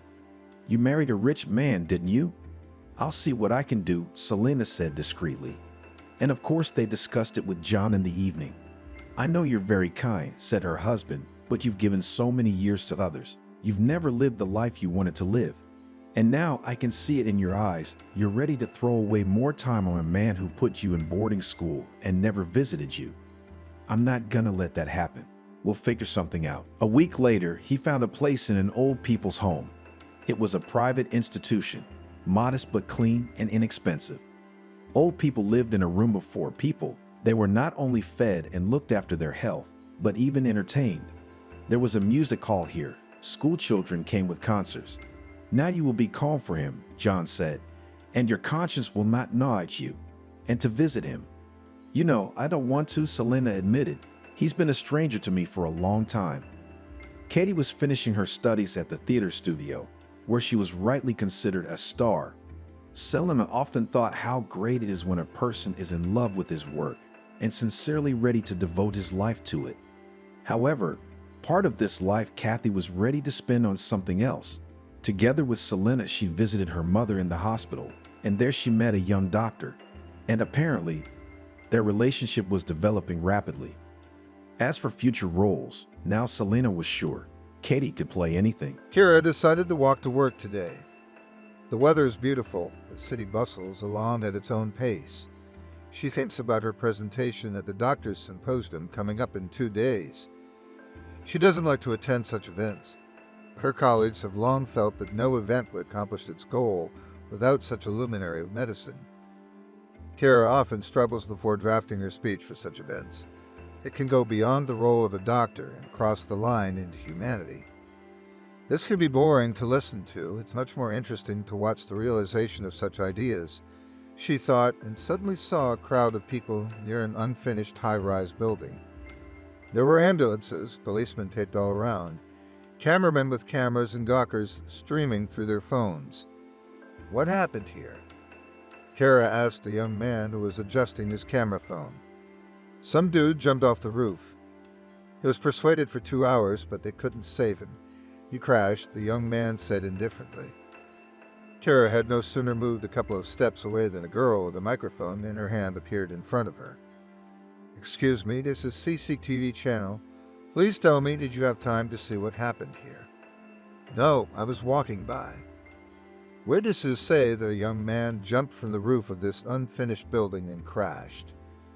How do you feel about that? It's sad, I think. And do you think there was any chance for the special services to save him? If I said yes, then the rescuers are to blame for his death. If I say no, then what consequences do you think that entails? Kara posed a counter-question. I'm sorry, I'm asking the questions here. Society cares about people's opinions, not my views. So still, was there a chance of salvation or not? I refuse to answer that question. It's an ethically difficult subject. Excuse me, I have to go, Kira hurried off. Wait, what do you mean by ethically challenging? Is the death of young people so rare that it is now a taboo to discuss it? On the contrary, I think it should be talked about as much as possible. And before such young people have climbed onto the roofs of high-rises. In the early days of my medical career, I came face to face with a long story. I can't tell it all at once, so I prefer not to answer your question. That's interesting now. Turn off the camera for a few minutes. The journalist turned to her cameraman. So you're a doctor and you know more about suicide than any of us. The journalist was persistent. You say you witnessed a story. I suggest you meet in the next few days and tell it to our viewers. How would you feel about that? Kira figured she had very little time in the next few days. She was already regretting that she had even entered into a conversation with this journalist. But immediately she remembered her impressions when those very events were happening around her. She had promised herself many times then that she would tell this story to everyone. And now it seemed the time had come. All right, I'll make time for it sometime, Kira said. They exchanged business cards, agreed to meet at the journalist's studio in 3 days, and parted ways. 3 days later, Kira came to the studio of SSTV channel. There were a lot of people in the hall. The journalist came out and said that mistakes were unacceptable, as it would be a live broadcast. Kira was now thinking about how to tell in such a way that nothing would be left out of the story. From the first minutes of her speech, there was silence in the hall. Further, we will tell all the events as it looked in the heads of the silently listening audience. On that fateful day, John was rushing towards his destiny. 2 years ago, he received his diploma, immediately got a job in a large company. During these 2 years, he managed to prove himself as an excellent financier. Recently, one of his boss's friends approached him and said, "Efremov, I have been watching you for a long time. In your hands, any business is on fire. Isn't it time for you to step out of your comfort zone?" "What do you mean, Nathan?" John asked. "I am opening a new branch of my bank. I need a good, proven manager. I see potential in you and I recommend that you be interviewed by my Human Resources Department. If they confirm your candidacy, I will sign your appointment, said a big businessman in Nathan." For John, who had only recently been promoted to deputy manager at a bank, the offer came as a real surprise. He is happy that he has been able to grow so quickly to a level where he does not have to look for a place to grow and offers come to him. John told his manager about it. He regretted having to lose such a valuable specialist, but said he respected his choice. So there are no conflicts of interest or ethical issues. John can safely take a step forward to the top. The interview lasted quite a long time, but the outcome was favorable. Now they had to wait a couple of days for the company to make a final decision. The next day, Nathan called him personally and told him that he had approved his candidacy for the position of head of the bank's representative office. The first thing John did was to please his mother, who had invested so much in his son's success. He dialed her phone number and heard her voice. "Yes, son." "Mom, I'm here with good news. God willing, you found a bride and are going to get married. Should I expect grandchildren?" she asked in her characteristic cheerful voice. "No, Mom. I've changed jobs. You know Gorodetsky, the millionaire. He owns the Rasfit Bank. So he opened a regional office in our city and appointed me director. Can you imagine? I already passed the interview. Gorodetsky himself called me personally and said he approved me for the position. I'm happy for you, son. I always knew that you would easily reach the highest peaks. So consider this your well-deserved success. Congratulations." "Thanks, Mom." Say hi to Dad. "Wait, son. A career is great, but you can't forget about your personal life. Your father and I have long dreamed of grandchildren. When are you going to take care of us?" Mother asked. "Mom, I've wanted to tell you this for a long time, but I haven't found the opportunity. Come on, you can tell me now. Do you have someone in mind? Why don't you introduce her to us?" "Yes, Mom, there is, but he's a guy, not a girl." "What? What are you talking about?" Where does this obscurantism come from? Mom started to get agitated, and John could barely contain his laughter. But he didn't manage it for long. Before his mother could be horrified, John was laughing into the phone, almost dropping the receiver. "I was kidding, Mom. What are you doing? How could you think that? Come on with your jokes to bring us to a heart attack fast for the grandchildren. I've got a girlfriend. I'll soon get used to my new position, then I'll introduce her to you. She's a bit like you. I think you'll get along with her," John said. "Well, thank God. May you do well, son. Kisses, bye." "Bye, Mom." John hung up the phone and turned up the volume of the music in the car. There's so much to do, I should call Natalie, he thought. But that's when Natalie called. "Hey, what's up? How'd the interview go?" "Hi, honey. It went great. I've already been assigned. I've had a couple of formalities for a couple of days, and I'll start the day after tomorrow." "Wow, congratulations." "Thank you, sweetie. And yes, I just talked to my mom. She's been asking about you for a while. She and Dad want to meet you. If anything, we'll have a family introduction party in a couple of months. How would you like that?" John asked. "That would be great. I hope they like me," said Natalie. "Of course they will. You have a lot in common with my mom." "Baby, what are you doing right now? Why don't we go out for dinner? I could pick you up in an hour, huh?" "I'd love to. I'm gonna go get ready then." "Don't be late," Natalie said. "Okay, you wait, sweet," John said and hung up. The music was blaring throughout the car. John drove into the wind, imagining his bright future. He was already the director of the bank's representative office. His next step would be a place in the board of directors. He should be closer to it. Others dream of getting acquainted with him. And he himself turns to John. It's nice to be appreciated. John was immersed in his pleasant thoughts and occasionally ignored the rules of the road. He was sure that fate was always favorable to him. As he approached the intersection with the railroad, he reduced his speed, looked around, no obstacles in the way. Only on the right side of his path a dense lilac tree in bloom pleased his eyes. John stepped on the gas. Already in the next second he heard the strongest rumble and felt that he was flying somewhere with the car. The lilac tree flashed before his eyes. Yes, the tree had blocked the railroad, and he didn't see the speeding train coming. By the time he realized it, it was too late. The insight came only for a moment, then consciousness plunged into darkness. The car flew off the road for dozens of meters, a couple of times overturned and stuck between old trees. It was lucky that the impact came to the rear of the car. Otherwise, the tragedy could not have been avoided. After a couple of minutes, passengers were passing. Cars stopped and came running to help. Someone climbed onto the body of the car and with great difficulty opened its door, dirtying his hands in John's warm blood.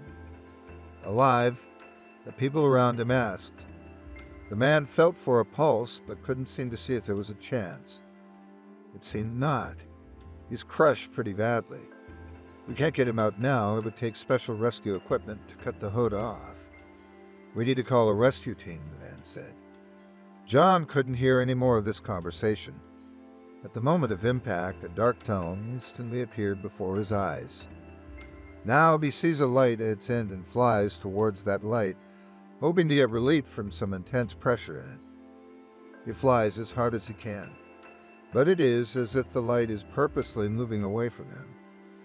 He knows for sure that he will find relief in that light, but it seems a long way off. John regained consciousness in the hospital 2 weeks later. When he opened his eyes, he didn't immediately realize where he was or what had happened to him. It seemed to him that he had slept a long, restless sleep and woke up with great difficulty. His mother was sitting next to him. "Where am I? What's happened to me?" John asked, barely regaining the strength to speak. "You're all right now, son. You were in a car accident. Eyewitnesses said you were lucky. Rest up. Get your strength back," Mom said. For the next few days, John tossed between heaven and earth. Then he regained consciousness and became aware of the hospital walls. Then again plunged into the chaos and loud rumbling that had recently divided his life into before and after. It wasn't until a month later that his condition stabilized. Now he began to feel his back stiffen from the constant lying down. John finally felt he could move his arms on his own. Then he asked the doctor for permission to go for a walk. "I'm sorry, but in your case, you can't walk yet. The fact is that you've suffered a serious spinal injury. As a result, the nerve signals to your extremities are not flowing. This can cause your legs to be immobile," the doctor said. It was the worst thing John had ever heard in his life. Had he really become a cripple? But he didn't want to believe the doctor's words. He spent the rest of the day trying to move his legs, but nothing came of it. At night he lost sleep. The prospect of becoming an invalid completely paralyzed his thoughts. How could this be? What had he done to fate to be punished so cruelly? The treatment continued. By the end of the second month, John was feeling well, but movement to his legs had not returned. His mother and father were always at his side. They reassured him in every possible way, reassuring him that he would walk very soon. But these reassurances only remained words. John is now confined to a wheelchair. He had his first stroke a week after he was discharged from the hospital. Nathan personally visited him with gifts and then delicately hinted that his decision to approve John as director was being reversed. Then he explained at length that the job was difficult, that he could not do it without good health, and so on. John knew this himself. He did not want to embarrass Nathan with his emotions. John thanked him politely for his attention and said goodbye. Meanwhile, millions of other people on the planet were going on with their lives. Some people were successful, their dreams came true, and nothing was threatened for it. Like Julia, she didn't get much sleep tonight either. She didn't get insomnia from worrying like other people do. It's the anticipation of tomorrow that kept her awake. Julia is the only and immensely loved daughter of Kevin Borisovich, a successful entrepreneur. She was lucky to be born into this family. Julia's mother has aristocratic roots. She received an excellent education, had feminine wisdom, and a calm character. Thanks to this, the daughter grew up a real princess. Julia was the girl who never let her parents down, while at the same time, herself from this did not suffer. She had time to go to all extra classes. She easily managed to win in all competitions. And in between, she was fond of cooking and always surprised the guests of the family with exquisite dishes in her adolescence. Then she successfully entered the Faculty of Finance and graduated with a red diploma. The dynasty of financiers has grown a worthy heir. Her father Kevin owns several firms and is famous for his charitable projects. Of course, Julia will inherit all these riches on the rights of the only heiress. While still a student at a private elite school, Julia met Sam. Between them arose at first platonic love. After school, they started dating and feelings grew into passionate love. Sam never disappointed her. He is also the son of a rich family and has brilliant prospects. Recently, Sam officially introduced Julia to his parents, and they gave their blessings for their marriage. Julia is looking forward to the day. Her excitement today has nothing to do with that. She has long dreamed of having an exhibition of her paintings that she paints in her spare time. Recently, her father decided to give her such a gift. He entrusted the organization of the exhibition to his assistants. Julia found out about it when almost everything was ready. All that was left was to place the paintings in the city's artist's house and prepare for applause. Kevin had sent invitations to all the influential people in the city. There will be press, there will be stars and journalists. This will be Julia's first time performing in front of such a large audience. Sam will be there, that she has no doubt. At this time in the same city, student Kira was facing a big change in her life, and of course did not know through what events her path would cross with these people. "Mom, you can congratulate me. Found a job," said Kira, who had just come from her studies. Her mother was greatly surprised. "Daughter, what need do you have to work? You study in medical school. Study takes so much energy and time from you, your father, and I provide you with everything you need. Why do you need a job? How long can I sit on your back? I'm old enough to take care of my own problems. That's not the point. You should put all your energy into studying to become a good doctor. You know how much responsibility this profession entails, don't you? If you miss something now, it could affect someone's life in the future. That's what you have to think about, your mother said. I'm thinking the same thing. My new job is directly related to my future profession. There I will gain practical experience. I will see real hospital life and doctor's life, said Kira with enthusiasm. Wait, so you got a job at the hospital? How did they get you if you're still in school? I got a job as a nurse. Daughter, are you out of your mind? Your father is a professor of medicine. Your mother is an academician. And you're going to work as a nurse. Here we go again. Here we go again. Aren't nurses human beings? I think it's the kind of job where you can fully immerse yourself in a real medical atmosphere. No, you've got to give it up before your father finds out. He's definitely not going to approve of this move. Mom, it's up to you. Dad listens to you for everything. If you say it's the right thing to do, Dad will support it. So try to understand me right now. I believe you won't have any trouble convincing your father of that, Kira said. Her mother sat down on the sofa and clutched her head. What's the need for all this? You don't need anything. You're getting your knowledge at university. There will be time for practice. You'll just sputter now, said her mother, not hiding her bewilderment. Anyway, I want to be independent. You and your father don't want to admit that I'm already 20 years old. I'm an adult, said Kira in an offended tone. The mother realized that further arguments with her daughter were useless. In her stubbornness, she took after her father. If she decided something, she would stand to the end. So she decided to postpone this conversation until the evening. That evening, at the family dinner, the mother herself was the first to bring it up. Father, your daughter wants to combine school and work. She says she's taken a job as a nurse at a dispensary for the handicapped. Tell her that's not a wise decision, the mother said. Kira, is it true? Father asked. Yes, Dad, it's true. Please don't change my mind. I'm ready to take full responsibility for my work and studies, said Kira. Of course, we don't doubt your responsibility, but in your case it looks very stupid. The professor's daughter works as a nurse in a dispensary. It doesn't even sound right. I advise you to cancel this decision, or I'll have to call your supervisor, and he'll have to fire you, the father said. Whatever you want, I'll stick to what I want. Kira said yesterday, put her fork in her plate with a clatter, then abruptly stood up and went to her room. The next morning, the mother found a note on the table. It was left by Kira. In it, she apologizes for her firm adult decision to leave home and live an independent life. Julia's exhibition was a huge success. She was recognized by the public. Some of the paintings she managed to sell for a lot of money. It seemed that there was no one happier than her in the world. But even the happiest days were ahead. A couple months later, she and Sam got married. Their married life held no unexpected surprises.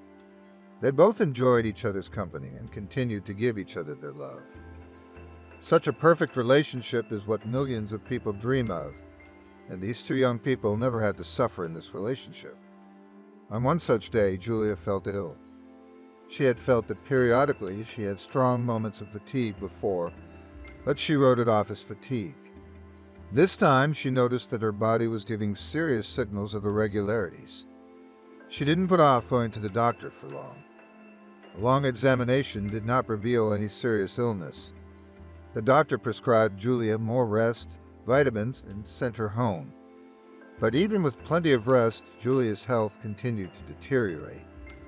There were no specific signs of illness, so she restarted the study. One of the doctors delicately recommended that she check with an oncologist to rule out the possibility. Julia was horrified by this recommendation, but for the sake of formality decided to take the tests. When all the results were ready, she took half an hour to drop by the doctor's office and show him that everything was normal, and the cause should be looked for in something else. But I had to stay a while at the doctor's office. The elderly doctor asked various questions and shook his head, scrutinizing the results of the analysis. I must tell you that the cause of your illness has been found. You should have come to us in the first place, the doctor said. What does that mean? Julia was horrified. The fact is that there is a neoplasm in your pancreas. I understand that it does not cause you any trouble. But that's the insidious thing about this disease. It doesn't manifest itself until it's fully advanced, the doctor said. Does that mean I have cancer? Doctor, is there some kind of mistake? Maybe I should have another test. If you'd like, you can go back for another test. Well, all the tests here lead to that diagnosis. I don't think there's any mistake, said the doctor. Julia sat in the doctor's office and couldn't feel her body. The ground was falling away from under her feet. Doctor, just tell me honestly, will I survive? Is there still a chance of salvation? Julia asked. I can't give you a guarantee, but we will do everything we can to maximize your life and its quality. But the treatment will not be easy, the doctor said. Julia walked home on wobbly legs. She thought her life was just beginning, and there were so many wonderful things ahead of her. She had never had any unhealthy habits. How had this disease chosen her, and why at such an early age? It was only when she was hospitalized that she learned that oncology does not choose a person by any characteristics. Here you can meet the youngest and most successful, cheerful and energetic, who were caught by the disease in the most interesting place of life. Everyone was shocked. Julia's parents and her new husband Sam. They'd all made a friendly decision to help Julia fight for life at any cost. And there were other events ahead. Having gathered everything necessary in one backpack and leaving a note on the table, Aubrey went wherever she was going. She didn't have any plans, except a great desire for an independent life. Suddenly, she saw a frayed piece of leather lying on the sidewalk in front of her. She picked the thing up and saw that it was actually an old wallet. Inside were several neatly folded bills and a black and white photograph of a handsome man.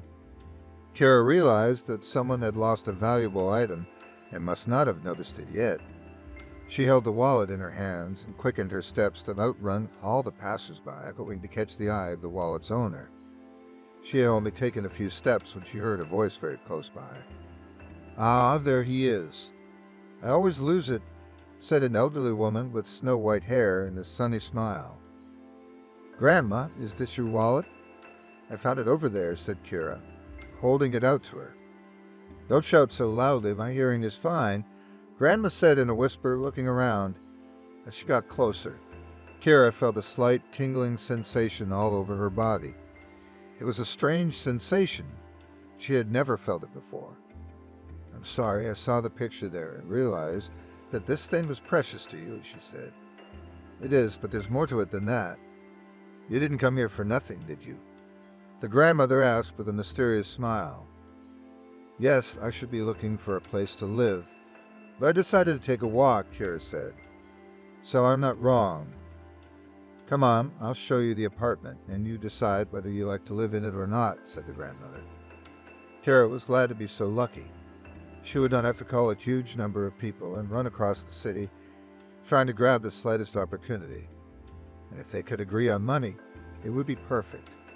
The grandmother with snow-white hair was walking along at a brisk pace. Her steps were quite brisk for an elderly person. They entered one of the entrances and went up to the second floor of an old Khrushchev house. Despite the old wooden door inside the apartment, the atmosphere was quite different.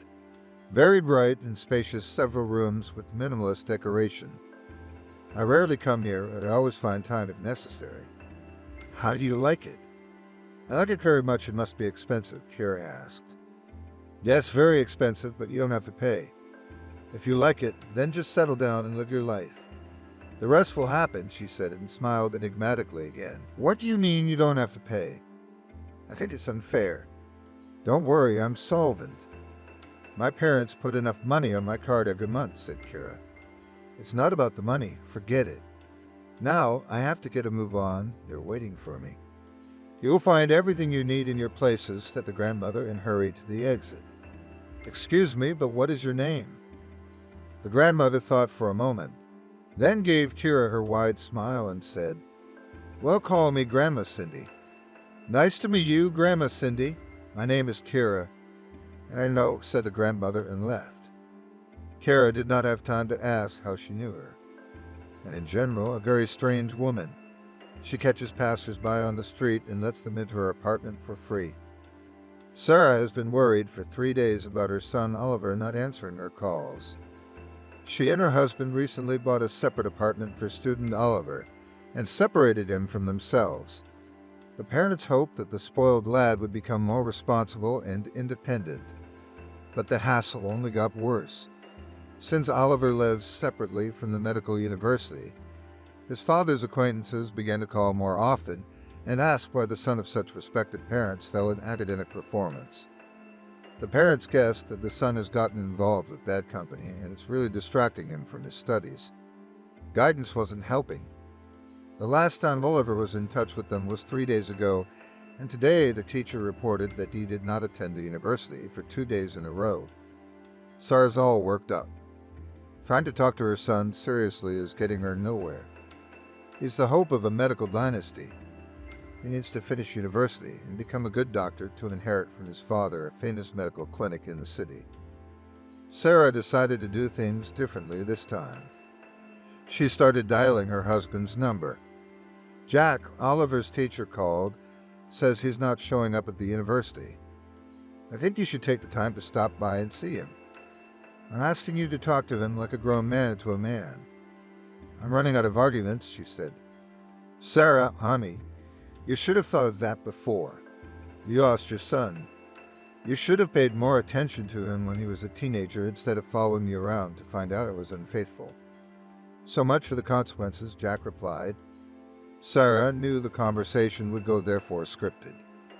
She'd had to listen silently to her husband's rebuke at first, then still insisted that he talk to his son. Returning from work, Jack knocked on his son's apartment. But he had to wait quite a while. He was not going to turn around and leave, as he had already seen from the yard how the lights were on in all the rooms of the apartment. Moreover, while he was standing outside the door, he heard stomping and rustling inside the apartment. So the son was home. Tired of waiting, he pulled out his key to Oliver's apartment and opened the door. Pungent odor of booze hit his nose. Clearly, his son wasn't wasting any time. Jack walked into the kitchen and saw the typical scene on the table. Empty bottles and plates of food. As he stood looking at the mess, he heard a voice behind him. "Hello, sorry, we're in a bit of a mess." Jack saw the towel-wrapped woman in front of him hurriedly getting out of the shower. He looked at her in surprise and couldn't figure out who she was. The woman was clearly not in Oliver's circle. She was closer in age to Jack's own years than to young Oliver's. "I'm sorry, who are you?" Jack asked. "My name is Eve," the woman said, and walked toward Jack with her hand outstretched. "What are you doing here?" Jack asked, not sure how to give his hand to the strange woman. "Has Oliver told you anything about me? My name is Eva." "Oliver and I have been dating for 6 months, and we're serious," the woman said. "Okay, Eva, you're going to get dressed and go to your house. There you'll have plenty of time to think about why you shouldn't pair up with a kid who could be your son," Jack said. "Wait a minute. How is it possible that you're a young and modern man and your views are medieval? Have you ever heard that there can be sincere and great feelings between people? In this case, age doesn't matter," Eva said. "You can make all the arguments you want. Maybe Oliver is just having fun with you. It won't last long. It's almost over. And now you're free to go," Jack said, and headed for the bedroom. By this time, Oliver had woken up with a terrible, lingering vigor, was trying to remember what had happened before and what day it was. He saw his father in front of him and was a little taken aback. "Father, why are you here unannounced?" "Son, why don't you explain to me why no warning works on you?" "Come on, Dad, don't start. I've got a headache. Did the teacher call?" "Don't worry. I'll handle it," Oliver said. "It's late. I don't see the point of further negotiations. Clean yourself up immediately and pack your things. You'll move back in with us. Your mother and I will rent or sell the apartment. Independent life is obviously not good for you," my father said in a menacing voice. "Dad, don't jump to conclusions. It's all right. I haven't given up studying. Sometimes I skipped classes, but I finished all my exams on time. You're wrong about moving out. I'll have to start living on my own at some point. If you keep this up, you can forget about the clinic. Finish your studies and go to the bottom of the ladder, doing clinic duty and dressing wounds. No private clinic with a well-established reputation and client base for you, my father said. I promise it won't happen again. Try to understand me too, because I'm 22 and I'm not a kid, Oliver muttered to himself. Speaking of the baby, who is this madam? Jack nodded his head to the side. Oh, you mean Eve. That's an old friend of mine. It was her birthday, so I threw her a party at my place. She'll be here for a couple more days, and then she'll go back to her place, Oliver said. Why is your old friend old enough to be your mother? Oliver sat silently because he didn't know what he saw in an older woman. Well, she and I have a great rapport, he mumbled under his breath again. People like her only look for naive simpletons like you to get access to your money. I'm sure you've been telling me all along that you're the head of a private clinic. Things will be different from now on. If you want to continue living apart from us in this apartment, forget about this woman. And yes, so that you don't get drawn into pathological relationships in the future, find yourself a normal girl from your university and marry her. When you're a model student and head of the family, maybe we can revisit the clinic issue. Until then, you're grounded. I'll give you a month. If you bring a normal girl, we'll talk again. If you want to keep hanging around with grandmothers, you'll have to make your own career, Jack said and headed for the exit. He looked at Eva again, trying to remember where he'd seen this woman before. She looked familiar. Eva, what do you do? Asked Jack. I'm in the arts. What kind of art? I'm a dancer. Where do you dance? Theater? Ballet? I dance in a nightclub. The whole town knows me. You've got the spotlight on me. Now Jack remembered where he'd seen this woman. Indeed, the whole town knows her. She is a famous stripper who has been performing in various nightclubs for several years now. There was a time when Jack's own friends bragged about how they managed to get this Eva for one night. Apparently, the ratings of Eva since that time has not fallen, since now the turn came to his son. After the collapse of all hopes, John has been confined to a wheelchair for 6 months. Doctors have recommended various methods of treatment, but mobility in his legs has not yet appeared. The formerly active and enthusiastic boy is now forced to look out the window all day long and watch the lives of other people.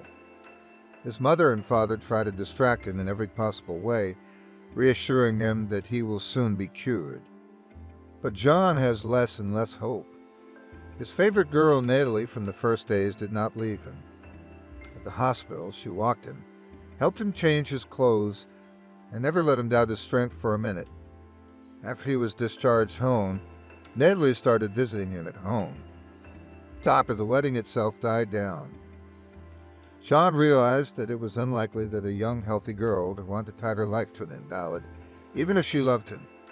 Who needs such a burden? After 6 months, Natalie's visits became rare. John counts the days until she arrives. Today marks the end of the 3rd week since Natalie has not called or come to see him.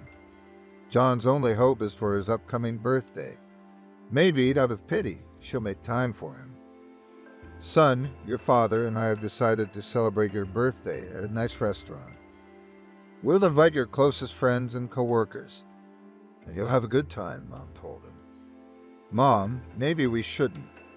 Who'd want to waste time at some cripple's birthday party? If I could be of any use to them, I'd have something to look forward to. They're just begging for their attention, aren't I? Don't say that, John. That's what you think because of your time constraints. Actually, people are very understanding. They'll even be happy to cheer you up. So go along with it. It'll be fine, your mother assured me. What about Natalie? She's been gone 3 weeks. I have no right to call and demand her attention. Why would she want me like this? Inviting her to a birthday party will make her show up and pretend like everything's normal. What about Natasha? She's still good to you. She said it's going to be a busy time at her job. Don't worry about unnecessary thoughts, or Natasha will come to you, her mother reassured her. Parents tried to organize everything for John's birthday party at the highest level. At the appointed hour, they arrived at the restaurant and waited for the guests. John's mother waited most of all for Nathan, who had once held her son in high esteem and saw in him a bright future. The support of such a person would be very helpful now. The first people to arrive for John's birthday were his former colleagues. John was surprised, as he had expected them the least. When they had worked together, there had been a lot of stuff going on inside the office, and sometimes they had had to put the screws to each other in order to get favor with the management. John was no stranger to that either. He thought that these people held a grudge against him and were happy about his new disability. Turns out that wasn't the case. As the evening approached the midpoint, John received a phone call from his former supervisor. For some reason, John thought his former boss wanted to tell him that he was on his way up. I actually overheard another conversation. "John, I wish you a happy birthday. I gave my present to the driver. He'll bring it home. Don't be offended. You know I have a lot of things to do. I couldn't come to see you. Soon I'll find a window in my schedule and we'll have a friendly sit-down. And today I wish you all a good evening," said the manager and hurried to say goodbye. Whether the former manager was so busy or not is not known for sure. But John decided that the invited guest did not come on purpose because he was now a useless burden for everyone. And it was impossible to change his mind. Indeed, only 5 of the invited 20 people showed up. When John was tired of waiting for the others, he turned to his mother. "Mom, you were talking about Nathan. What did he say to you?" he asked. His mother had tried to avoid this question for so long, but she had not succeeded. She would have to tell the truth. "Son, don't take it personally. Nathan said he's meeting with some important partners tonight. He'd asked me to say hello to you, but he couldn't make it himself," your mother said. Everything became clear with this man, too. But John decided not to ask any questions about Natalie. He realized that he couldn't take another excuse from his loved ones. Natalie never showed up. The arriving guests wished John well. They noticed his low mood and tried to leave the evening before it was over. At the end, only his parents, his grandmother, and John himself stayed until the end of the party. The next morning, John woke up and regretted it. A crushing heartache prevented him from even breathing quietly. He suddenly realized that every morning he opened his eyes in pain and wished that the night's sleep wasn't the end of the whole nightmare. What upsets him the most is Natalie. Their relationship is fading before his eyes. John wants to talk openly about it, but at the same time he is afraid to hear the truth. Natalie does call that day. She wished him a happy birthday, apologized for preferring other plans. "I understand you. There's no need to make excuses. Any decision you make, I will respect. I understand my situation and I don't want to be a burden," John said, even though he had promised himself 1,000,000 times before not to fall into the victim image. "No, you don't have to feel that way. You just know that I'm always here for you. It's just that I'm in a period of time where I need to spend more time on my work," Natalie said lastly. In principle, John had no questions. While he was absorbed in his heavy thoughts, someone knocked on the door. Mom went to open it. It sounded like one of her friends. "Ed, you've fallen off the team, haven't you? We decided to go on a picnic as a team for the fall holidays. Here, came to tell you in advance so that you do not have time to come up with an excuse," her friend told her mom. "No girls this time without me. You know, I'm not my own person. I can't leave John alone, though I'd love to rest, divorced in the arms of nature," answered the mother. "Mother, I'll stay home alone. Father will come in the evening and we'll manage together." "You'd better go on vacation," John shouted from the living room. But Mom didn't agree to go on vacation. As they sat down to dinner, John noticed that his mother had more gray hair than she had a few months ago. "It's all because she's worried about me. Not only am I useless, but I'm dragging other people down too," John thought. From that day on, he was rapidly falling into depression. If he used to wake up early in the morning and try to move his lifeless legs, now the blossoming guy turned into a vegetable. His appetite is gone, and at night he sobs like a baby instead of sleeping. If his mother doesn't follow up, he won't take his pills on his own. He stopped answering phone calls from old friends. When people come to visit him, he closes himself in his room and does not come out to see them. His mother and father try to distract him, but they didn't pay attention to the fact that in the guy's head you are born an insidious plan. Julia finishes the third course of treatment, and her life also changed dramatically. All plans have had to be put away in a distant drawer called If You're Lucky. Today, she goes to the doctor to find out the results of the last test after the next course of chemotherapy. She waits with bated breath for some positive news from the doctor. There were not many people in the doctor's waiting room, so Julia went in at once. The doctor was scrutinizing her test as usual. "What is it? Any changes?" she asked hopefully. "How do you feel?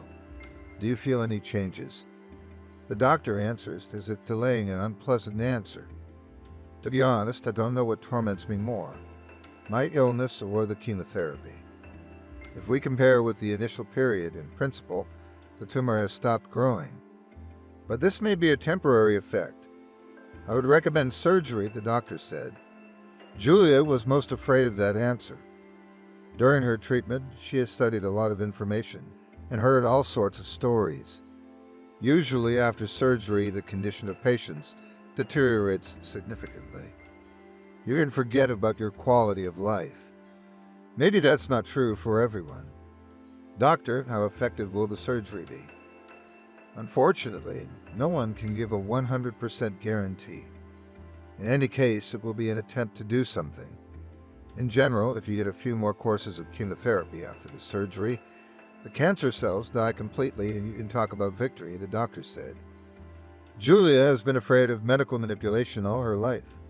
What to speak about surgeries when she was hysterical at the mere sight of syringes. Well, life has forced her to do it, and now she gets a bunch of syringes a day. And now her fear of surgery is insurmountable. She is convinced that surgery is just another way to postpone the imminent end. On her way home, she decided to take a walk. She walked down the street and greedily experienced life. She hadn't noticed before that ordinary, everyday life could be so beautiful, and that even a big city held some secrets. It was amazing to realize that in this huge flow, one person's life meant nothing. Even if his life is cut short right now, this active movement and the hum of the city will not stop for a second and will continue its course. While she was thinking about all this, she tripped lightly over some small object. Turning around, she saw an old leather wallet under her feet. She pulled it out. It was folding. It wasn't hard for her to see the picture of a handsome and young man in the wallet, and of course a few neatly folded bills. Julia decided that someone had dropped it and was probably looking for it. As she stood and looked around, she didn't notice an older woman with gray hair appear next to her. "I suppose you are looking for the owner of this wallet?" she asked and looked at the wallet with a smile. "Yes, it's yours. I guess it was lying right under my feet," Julia said and handed the wallet to the older woman. "Do you seem to have some important thoughts?" the old woman asked. "Well, how can I put it? I just want to have time to look at this life," Julia said and put her arm around the older woman's shoulders. "I understand, but all is not lost. I was in a similar situation myself many years ago. You were. I think the medicine was weak then. But how did you manage to cure yourself?" Julia asked with interest. "And medicine plays a secondary role here, as it turns out. It's your desire that determines a lot. I see you have a lot of it." "That's right, my life is just beginning. It pains me to realize I can't even plan for the future. Wish I could. I won't keep you long. I'm here to tell you the most important thing. If you want to get something, you have to give others something very valuable to you. Do you understand?" Grandma asked and looked at Julia with a smile. "What I need most of all is hope, so I should give hope to others. You are a good girl. I believe that you are really ready to win. You know the way, so follow it. I have to run.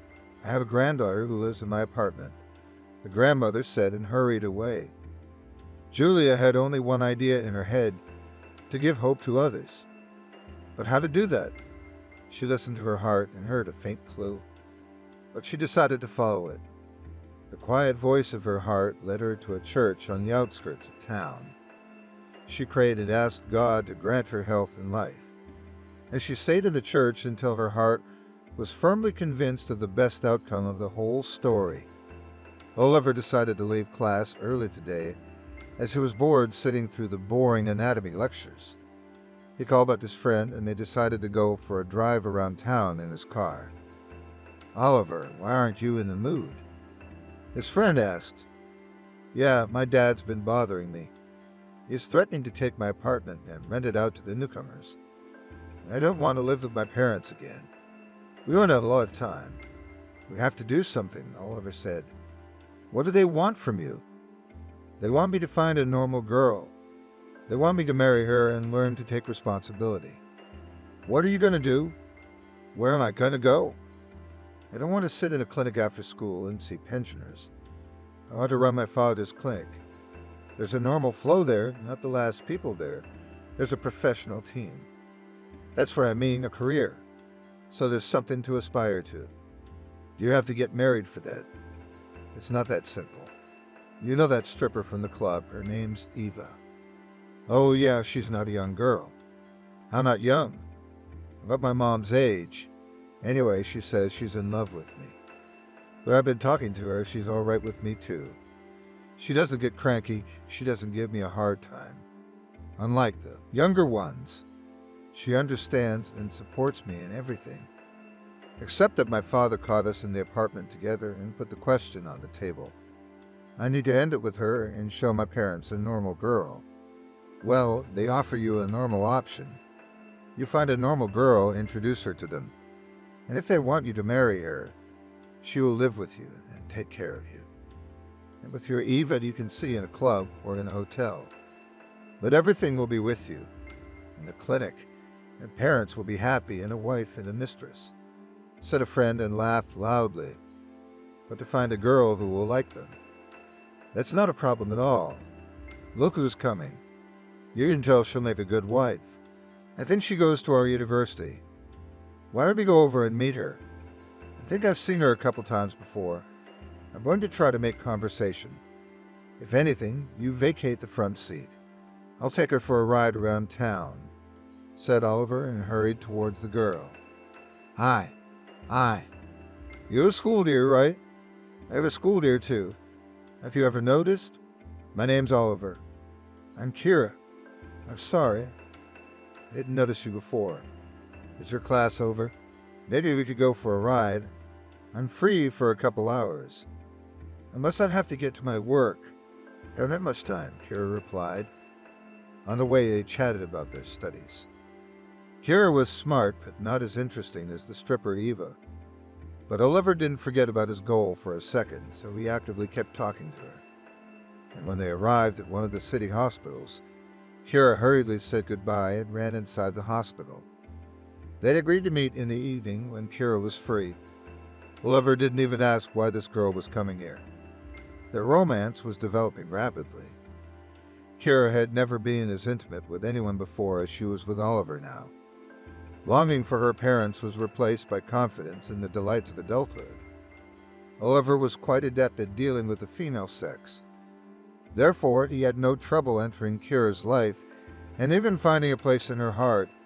At first, Kira couldn't believe that her first love had come to her.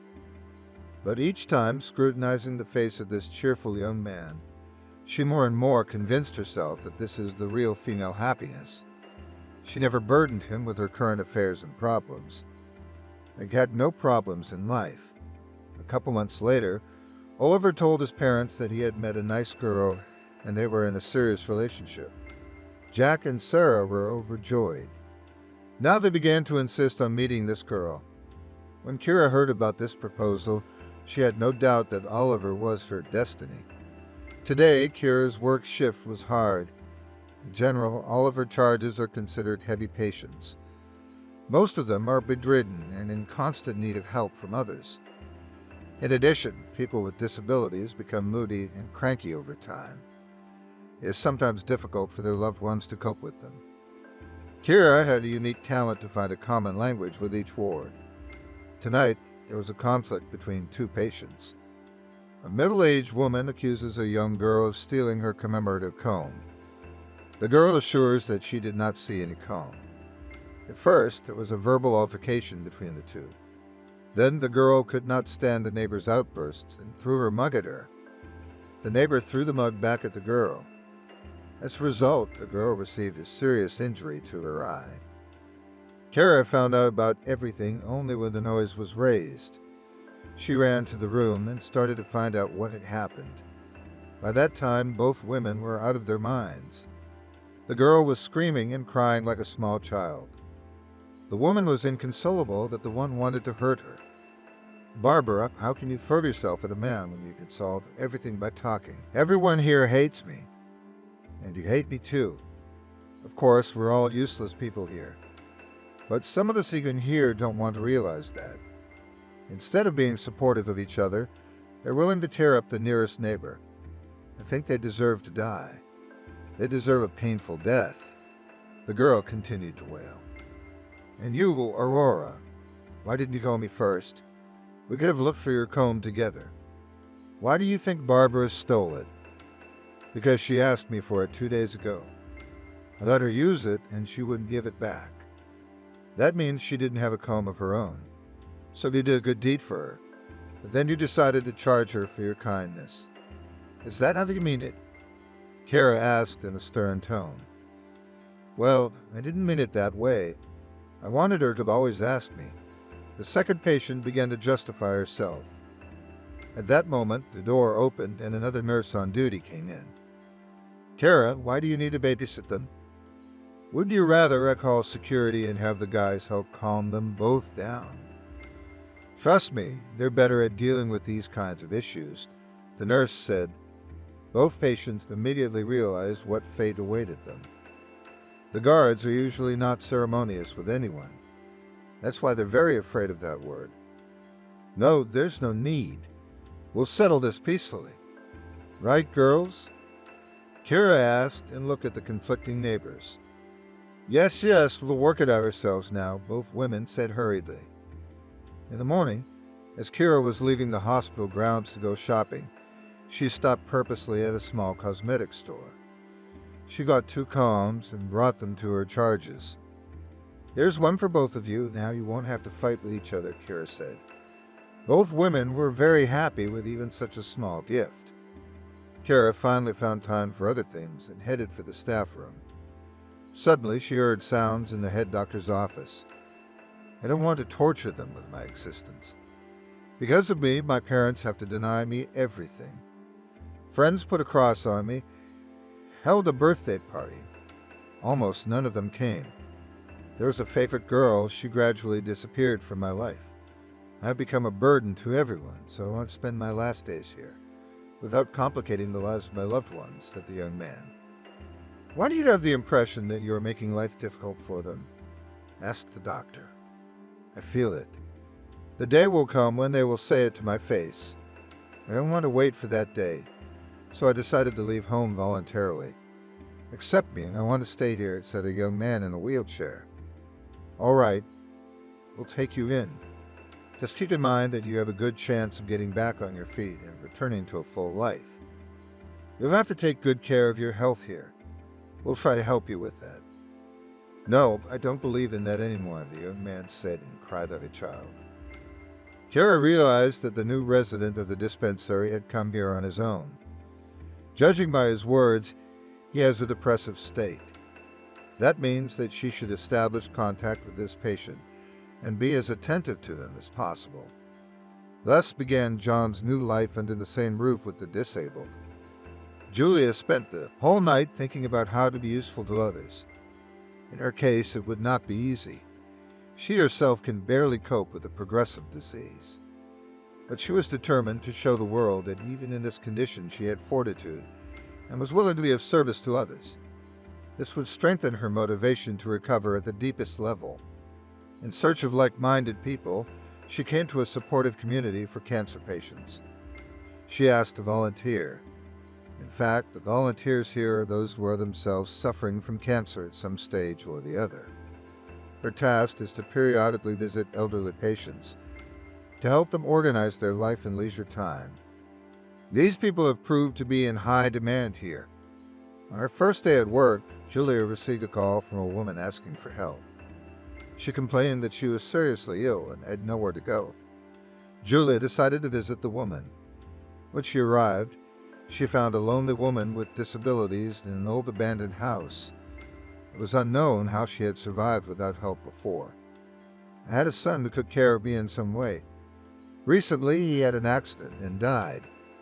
I signed the house over to my son a long time ago. Now my daughter-in-law wants to build a new house here, and I am in the way. She sends people every day and demands that I vacate the house, the woman said and cried. Darga realized that the woman clearly did not have the energy for a showdown. Now she needed to take care of her health. She consulted with her supervisor and decided to help the woman to be accommodated in a dispensary for the disabled. On the same day, Kira witnessed a second person being brought in. For her, these are normal working moments. She didn't bother with this woman, as it was supposedly her daughter who was next to her. But the next night shift turned out to be a turbulent one. The newly arrived woman was in severe pain. Julia stayed by her side. In the middle of the night, she ran to Kira asking her to find a doctor and examine the sick woman. "It's impossible now. We'd have to wait until morning," Kira replied. "But she is in unbearable pain. She needs strong painkillers. The person is suffering. Think of something." Julia was inconsolable. "Girl, we see how difficult it is for your mother. But now it is technically impossible to get the necessary drugs. We will deal with this issue first thing in the morning," Kira answered her. She was sure that Julia was the caring daughter of this woman. Their acquaintance had come much later. "I feel sorry for her. Bodily pain is one thing, but she's also in mental pain from being kicked out of her home," Julia told her mentee's story. "How did you let this happen? Didn't you have anyone else close to you to protect you?" Kara asked in surprise. "Me? I have loved ones. I'm fine. I'm in my ward." "Isn't she your mother?" "No, I'm just a volunteer. My mother and father are healthy, thank God. I volunteered for a volunteer organization to make it count as my yes to life.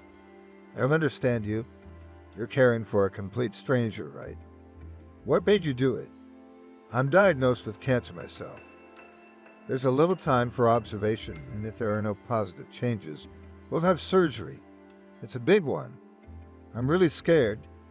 Do you know what it's like when you're just starting out in life, setting big goals and having big hopes, and then bam, you're diagnosed? It's like a cruel joke of fate. I met this woman on the street, and she made me realize something very important. I have to help others deal with their illness in order to conquer mine. In short, I just want to live. That's all. I understand you. You deserve all the praise and respect you can get. I'm sure you'll be fine. You will recover and live a long life," said Kira and hugged her new acquaintance. "So this is where you work. I hope the atmosphere of the place doesn't put pressure on you, because you are still so young," Julia asked. "No, not at all, because I realize that I have to be strong enough to withstand such manifestations of life. I'm studying to be a doctor. My parents are medical scientists. They've been so dedicated to medicine all their lives, too. Why here? You would have easily gotten a job at any other hospital or even a private clinic. I think this is the real face of reality here. In private clinics, of course, comfortable, many of the horrors of our profession just do not see. But here, the disease is intertwined with real fates. I'm interested in learning all this," enthusiastically told Kira. "I'm finishing my shift and you hang in there. I still have time to clean up. I have a big night tonight," she added. "Do you have a date?" "Not exactly. Meeting my favorite person's parents." "Wow, that's really important. Don't stay here too long and get ready," Julia said. Kara hurriedly headed for the locker room. Passing by the sanitary room, she noticed a strange picture. Some of the guests of the dispensary headed to the treatment room in a wheelchair and actively looked around. as if hiding from someone. Kira began to discreetly observe further. The man waited for the nurse to leave the treatment room, then drove into the office. When Kira came to the doorway, she saw the man hurriedly going through the medications in the nurse's open safe. "What are you looking for in here?" Kira asked.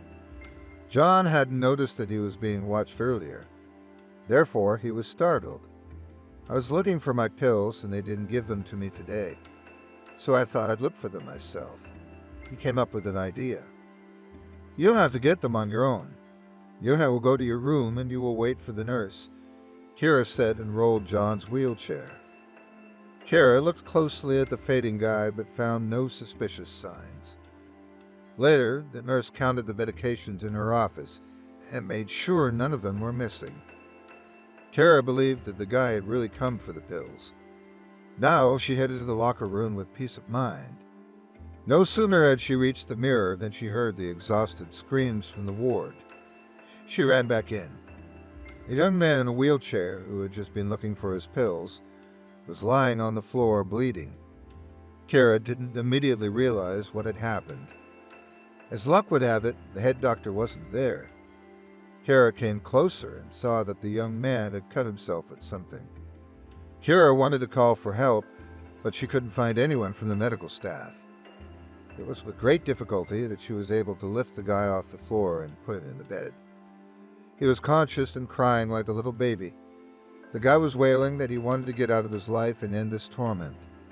Here, Kira remembered the doctor's words there, that she should be as careful as possible with this guy. The doctor had said he was in an acute stage of depression, and anything could happen. She had to stop the blood from the wound and bandage it herself. Fortunately, the wound was shallow. Then the guy was sedated and put to sleep. Kira realized that she was going to have to rethink her plans. She dialed Oliver. "Hey, sweetie, we've been waiting for you here for a long time," Oliver said in an affectionate voice. "I'm sorry, I don't think I can make it tonight," she said. "Next time, my parents might not be able to make time for you. You and I planned this evening 2 weeks ago, so what's the excuse now?" Oliver was losing his temper. "It's a long explanation, I'm sorry. I'll call you later," Kara said and hung up. Oliver was extremely angry. He was going to introduce Kira to his friends today. He was already exhausted from trying to make friends with a girl he wasn't interested in. She always seemed too boring to him. Eve was different. It was good to have her in his life. Oliver decided to distract himself from his anger and dialed her number. A woman's voice answered on the other end of the line.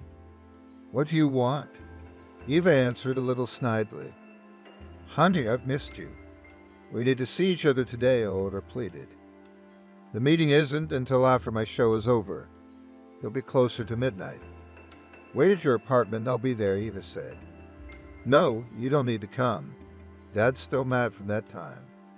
He wants to break us up. Now you and I need to meet somewhere neutral for a while," Oliver replied. "Look, I don't like to go to hotels. I like the comforts of home. I think you're a mature guy who can work things out with your parents. And after all, it's your apartment, right? Why do they manipulate you so much and you fall for it like a kid?" said Eva. Oliver hung up the phone and thought, indeed, Eva saw through everything. Parents always find a way to impose their opinions. If before it was just persuasion, now that he was older, it was blackmail. Still, it's good to have Eva around to point these things out. Thus, there was a sharp protest inside Oliver about his parents. Kara was nervous when Oliver once again invited her to meet his parents. She'd never been particularly confident, especially after a long shift at the hospital. When they arrived at Oliver's parents' house, Jack and Sarah greeted them with smiles and hugs. They managed to chat about all sorts of things along the way. "It was a tough shift, saving a man from suicide," Kara said. "What a job you have. But this is reality. The other side of reality, where illness changes destinies and people. I want to be a specialist with a capital letter. That's why I got this particular job," Kira said. Oliver flinched and looked at Kira with surprise. He knew she worked at the hospital, but he had thought she handled less heavy tasks. He had never talked to her about it, and this was news to him. They quickly reached the huge mansion where Oliver's parents lived. "Well, hello, son. Good to see you. And this is your girlfriend, Kira, the one you told us about," said his father, trying to lighten the mood after that unpleasant conversation. "Yes, Dad, this is Kira. What a nice girl. Nice to meet you, Kira." "Nice to meet you, Sarah." They sat down at the table and began to talk, discussing various topics. Kira tried to be friendly and cheerful, but her nervousness was still evident. Oliver noticed that she was often distracted and uninvolved in the conversation. Oliver decided to lighten the atmosphere and suddenly turned the topic of conversation in an unexpected direction. "Mom, Dad, I'll tell you where Kira works. She works as a nurse at the hospital." "Nem, how interesting. What kind of tasks do you have to do there, Kira?" asked Sarah. Kira started to get even more nervous. "Well, it's not a very interesting job, but someone has to do it, right?" Yes, it's true. It's so interesting that sometimes Kira can't get out of this hospital," Oliver added sarcastically. Jack noticed that his son was overstepping his bounds. "Why, it's not so bad. Any labor is useful. I suggest we change the subject," he said. Oliver didn't want to shut up. "No, of course not, but Kira herself is always complaining that it's such a boring job." Kira felt her face turn red. She felt uncomfortable and awkward when all of a sudden they wanted to talk about her job. She wanted to say something in her defense, but the words wouldn't come. Sarah tried to smooth things over. "Well, Kira, this is such important and noble work. You're doing a very important job," Jack added. "Absolutely right, Sarah. We're proud of you, Kira." Kira felt a little better when her parents accepted her work with respect. Oliver still wouldn't let go of the situation. "Well, you of course, no offense. It's just that I didn't know you worked in such a lowly position before," he added. Kira felt tears welling up in her eyes. She set the cup of tea on the table and stood up. She said goodbye to Oliver's parents and quickly walked out of the house. Oliver stayed with his parents and tried to explain why he had made a joke about her. The next day, Kira arrived at work and began to reflect on last night. She was disappointed in Oliver and didn't know how they would continue their relationship. She sat in her office and suddenly heard someone calling her name, and it was Sarah. "Kira, there was a misunderstanding at dinner last night. I came to talk to you privately. I used to work in a hospital, too. I was a surgical nurse and I loved it. So don't think Oliver's words are true. He's very easygoing. I'm sure you've noticed that," her mother said. Kira smiled. She realized that Oliver wasn't a bad guy and she loved him. She decided to give him another chance. After a few meetings with Sarah, Kira had become firmly friends with her. Oliver's mother insisted in every way possible that their relationship continue and grow. It turned out that Sarah was well aware of her son's flighty nature. Of course, Kira did not know that at home every day Sarah and her husband discussed their relationship. The father believes that a girl like Kira is the only chance for their son to grow up and learn responsibility. In fact, Kira is the perfect match for Oliver because she is also a future medical professional. Kira had been prioritizing her work, but now she was paying more attention to Oliver. Tonight, they were going out together. Kira decided to give herself a chance to rest. But she could never get comfortable spending time around Oliver when she thought of her patients. So that those people would not suffer in her absence, Kira decided to make an arrangement with Julia. "Julia, you are already your own man here. I have a small favor to ask of you. Could you look at him in John's room more often tonight? Make sure he doesn't get any sharp objects in his hands. We also need to make sure he doesn't get his hands on anyone else's drugs. He could drink them and accomplish his goal," Kira said. "Don't worry, I'm thinking of talking to the guy myself sometime," Julia promised. Kira took a flying gait and flew off to meet her lover. Julia tended to the sick, helping some to eat and some to change. In the evening, she made sure that everyone drank their pills and went to bed. When the ward was quiet, She sat down in the foyer and finally allowed herself a cup of coffee in complete tranquility. But it wasn't to be. After a while, she heard the quiet squeak of wheels. It wasn't hard to guess that it was the wheels of a wheelchair. Julia began to watch further. The same depressed guy, John, was looking around before wheeling his wheelchair out of the room. Julia bent lower at her desk and it was hard to see her. The wheelchair moved slowly and headed towards the treatment room. When it disappeared behind the door, Julia followed. Through the gap in the doorway, she saw the guy hurriedly pocket some medication and hurried back. "Stop! What do you want here?" Julia asked John. He was instantly angry that he had been caught again, but he didn't confess his intentions. Instead, he turned on the victim again. "I felt sick, so I decided to take a sleeping pill. I didn't want to bother the nurse that get tired of dealing with us all day." "What if it's not true?"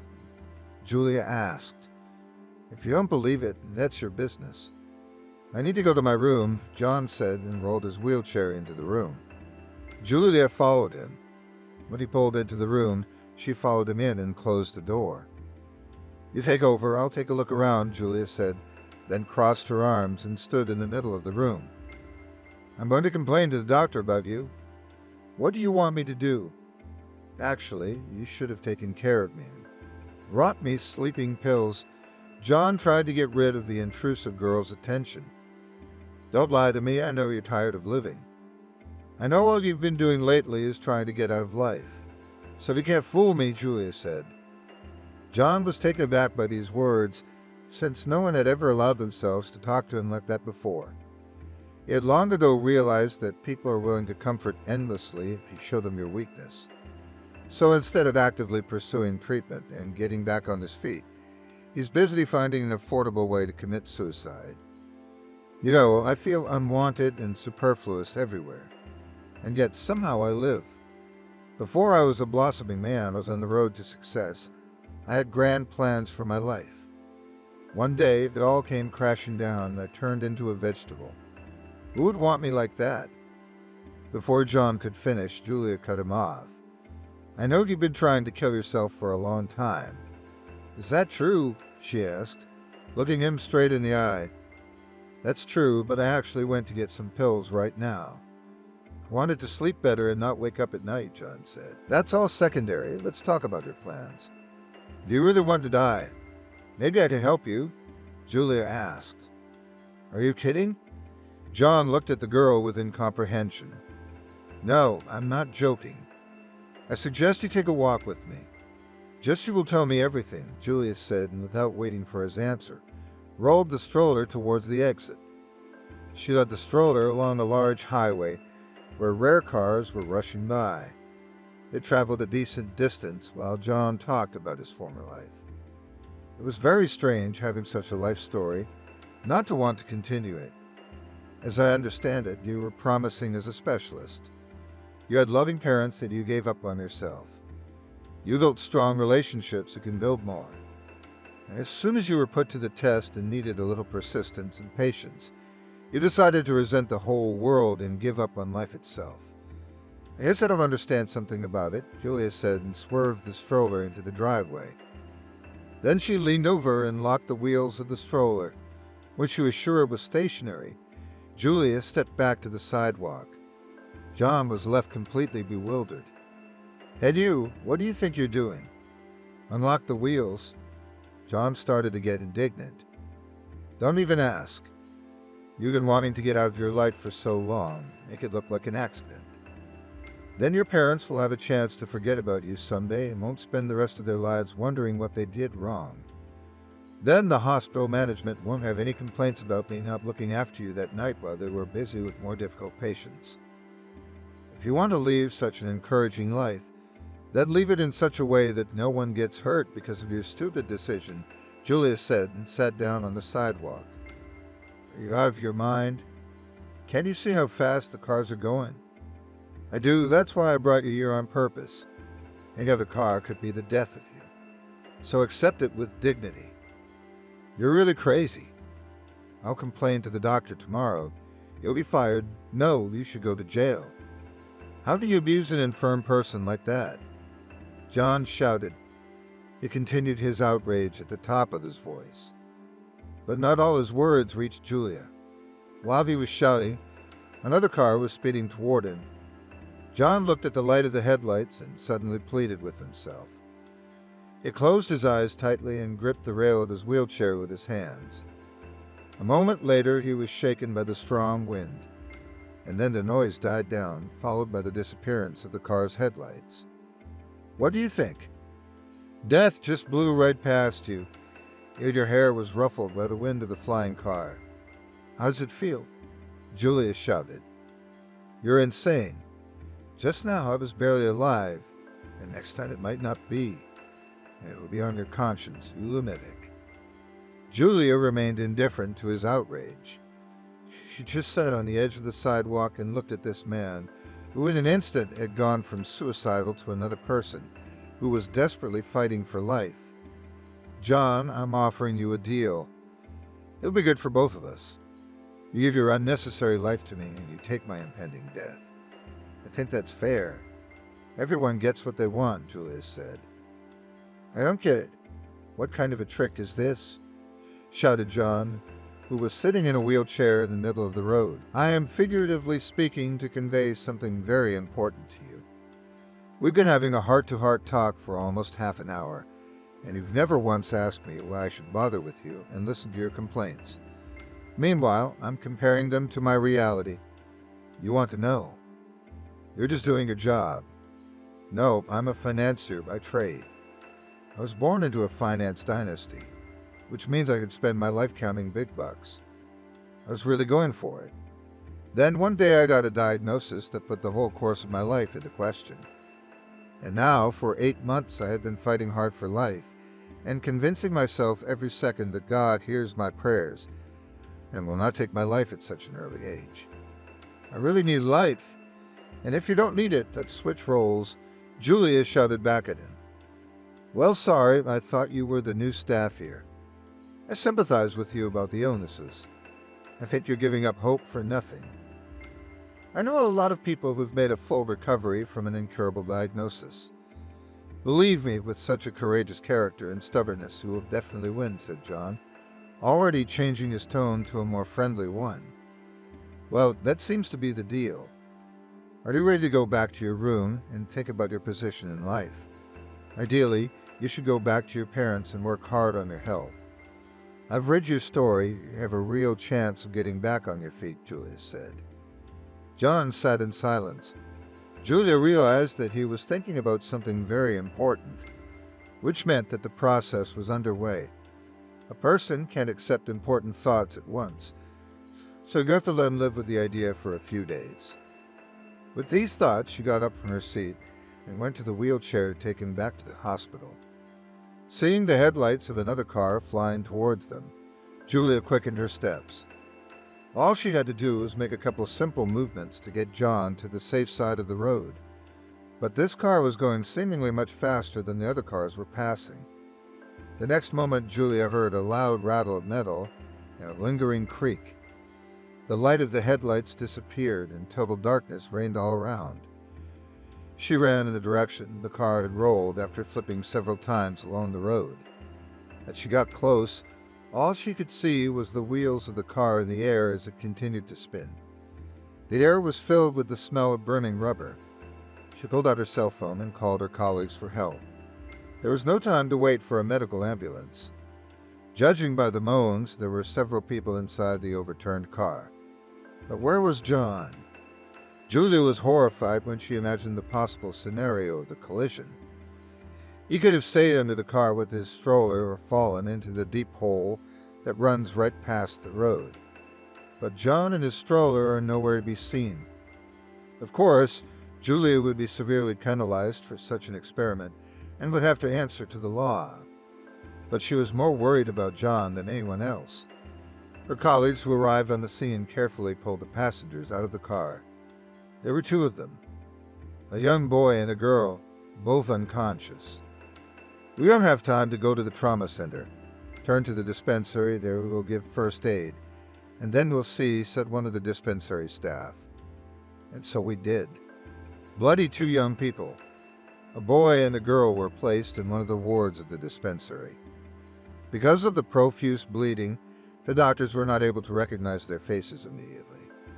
And when they did, they were all shocked. In the girl, they recognized a young nurse, Kira, who had already managed to love for her diligence and curiosity. And the guy next to her face was familiar to everyone.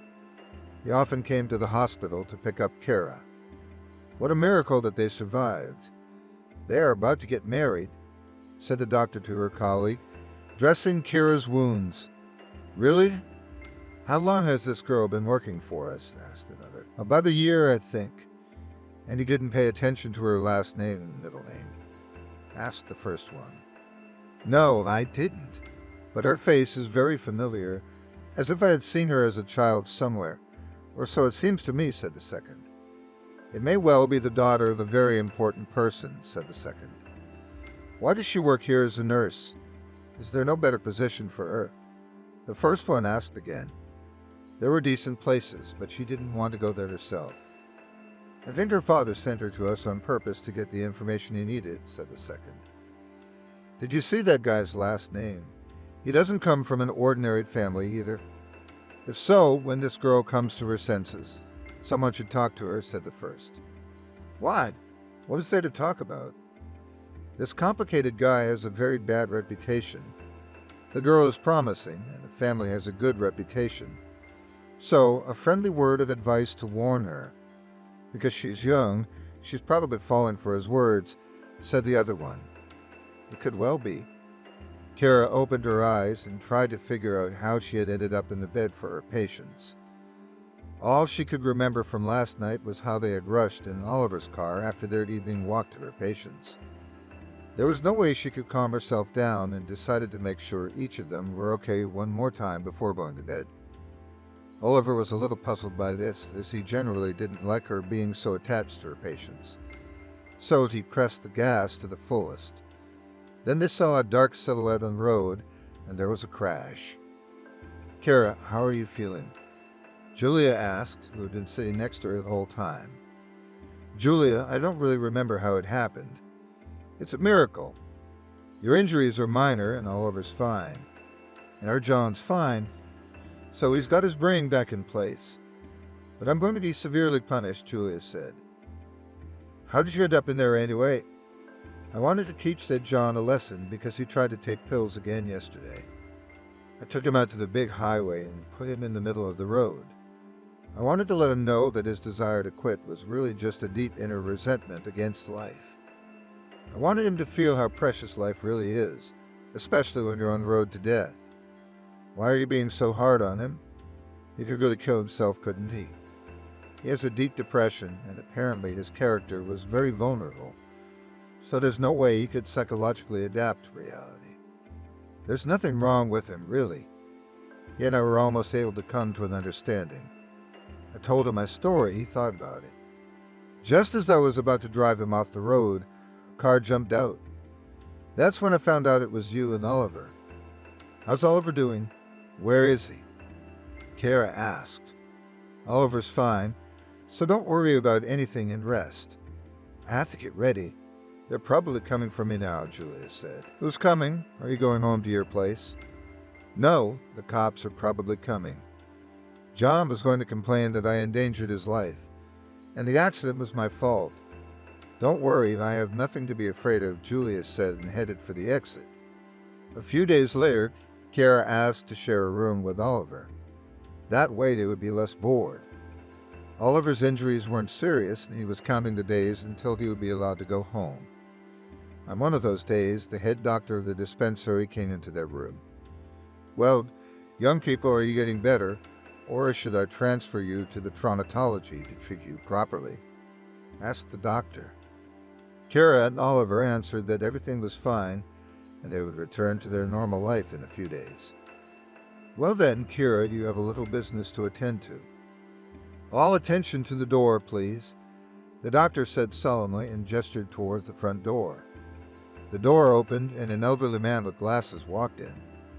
Edward, here is your daughter. Watching her labor process, I had no doubt that you, as a professor of medicine, have raised a worthy daughter. In addition to her primary work, Kira had a keen interest in learning patient protocol. When we were sure that the girl had enough knowledge in her field, we allowed her to draw up her own protocols for each patient. And what do you think? Her rates were the highest, and not just in her specialty.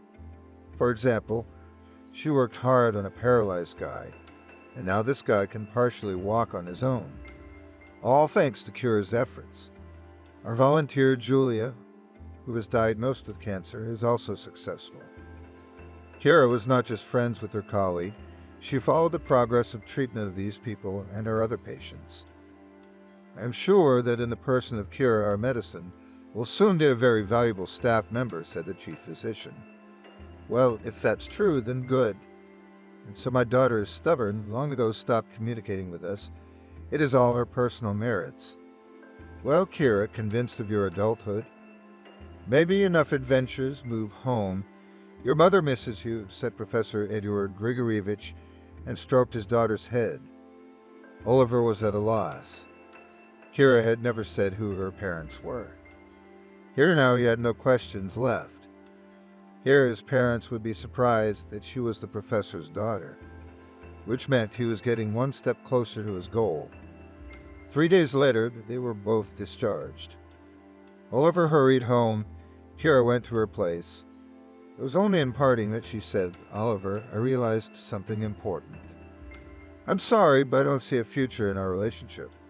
I hope your parents will be understanding. So goodbye and take care of yourself. Oliver stared at her in bewilderment, but he didn't push for an explanation. On the contrary, he felt relieved that he would no longer have to pretend to be a loving boyfriend. The court hearing on Julia's case was held in public. Everyone was present. The staff of the 2 hospitals, a representative of the volunteer organization, Kira and Oliver and John. The trial was proceeding on a regular schedule. Julia sat quietly behind the bars, waiting for her turn to say her last word. Defendant, it's time to hear your side of the story. Can you tell us why you took the victim out into the roadway and left him in danger? Your Honor, the victim had been planning to pass away for a long time. I wanted to give him that opportunity in the safest way possible. First of all, I didn't want the young specialist, Kira, who was responsible for him, to get hurt. So I chose a day when Kira wasn't at the hospital. If he had swallowed pills, and this had happened more than once, the main nurse would be behind bars, and his parents could spend the rest of their lives bemoaning the fact that they couldn't keep their son from committing suicide. That would make it look like an accident. But, Your Honor, in the course of this plan, something changed dramatically in the other direction. For the first time, the victim dialogued and changed his position. That's where my story came in. What is your story? The judge asked. My story is that I am in the opposite position to the victim. I have been given a very pessimistic diagnosis. The details are in the documents at your fingertips.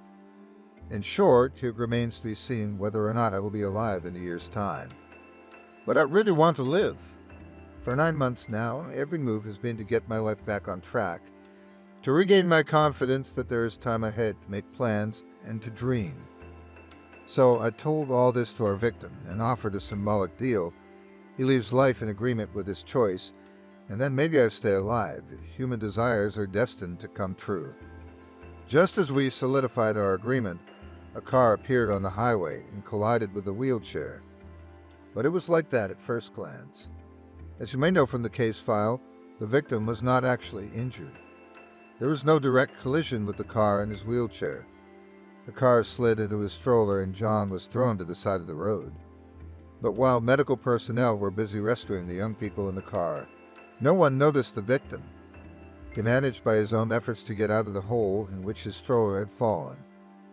He also managed to somehow get back to the hospital. As he told me later, this incident gave him confidence in his abilities. Therefore, I plead guilty to having confronted a man with a real death and thereby helped him avoid it. Let the decision be at your discretion, and within the law, Julia finished her speech.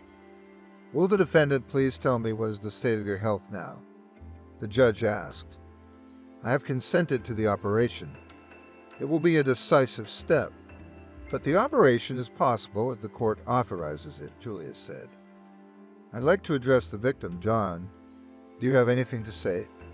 The judge turned to John. Yes, Your Honor, I do. After what happened, I realized a lot of things, and I came to the conclusion that I had in fact shown weakness of character for a long time. The defendant, Julia, was an incredibly brave young woman. I believe she was in a state of desperation at that moment. She was desperately fighting for a chance to live. Thanks to her efforts, I realized that my situation was not the worst. And most importantly, I was convinced that I could walk on my own. Now, as you can see, I can partially move around without a wheelchair. I would like to thank Julia very much for this lesson and ask that she be released from the courtroom. I have no complaints about her at all, John said. Then, after a few formal procedures, the court read out the decision that Julia was released from the courtroom. 2 months later, she was operated on by Professor Edward, assisted by a young specialist, Kira. Already in 6 months, Julia was able to return to her former life.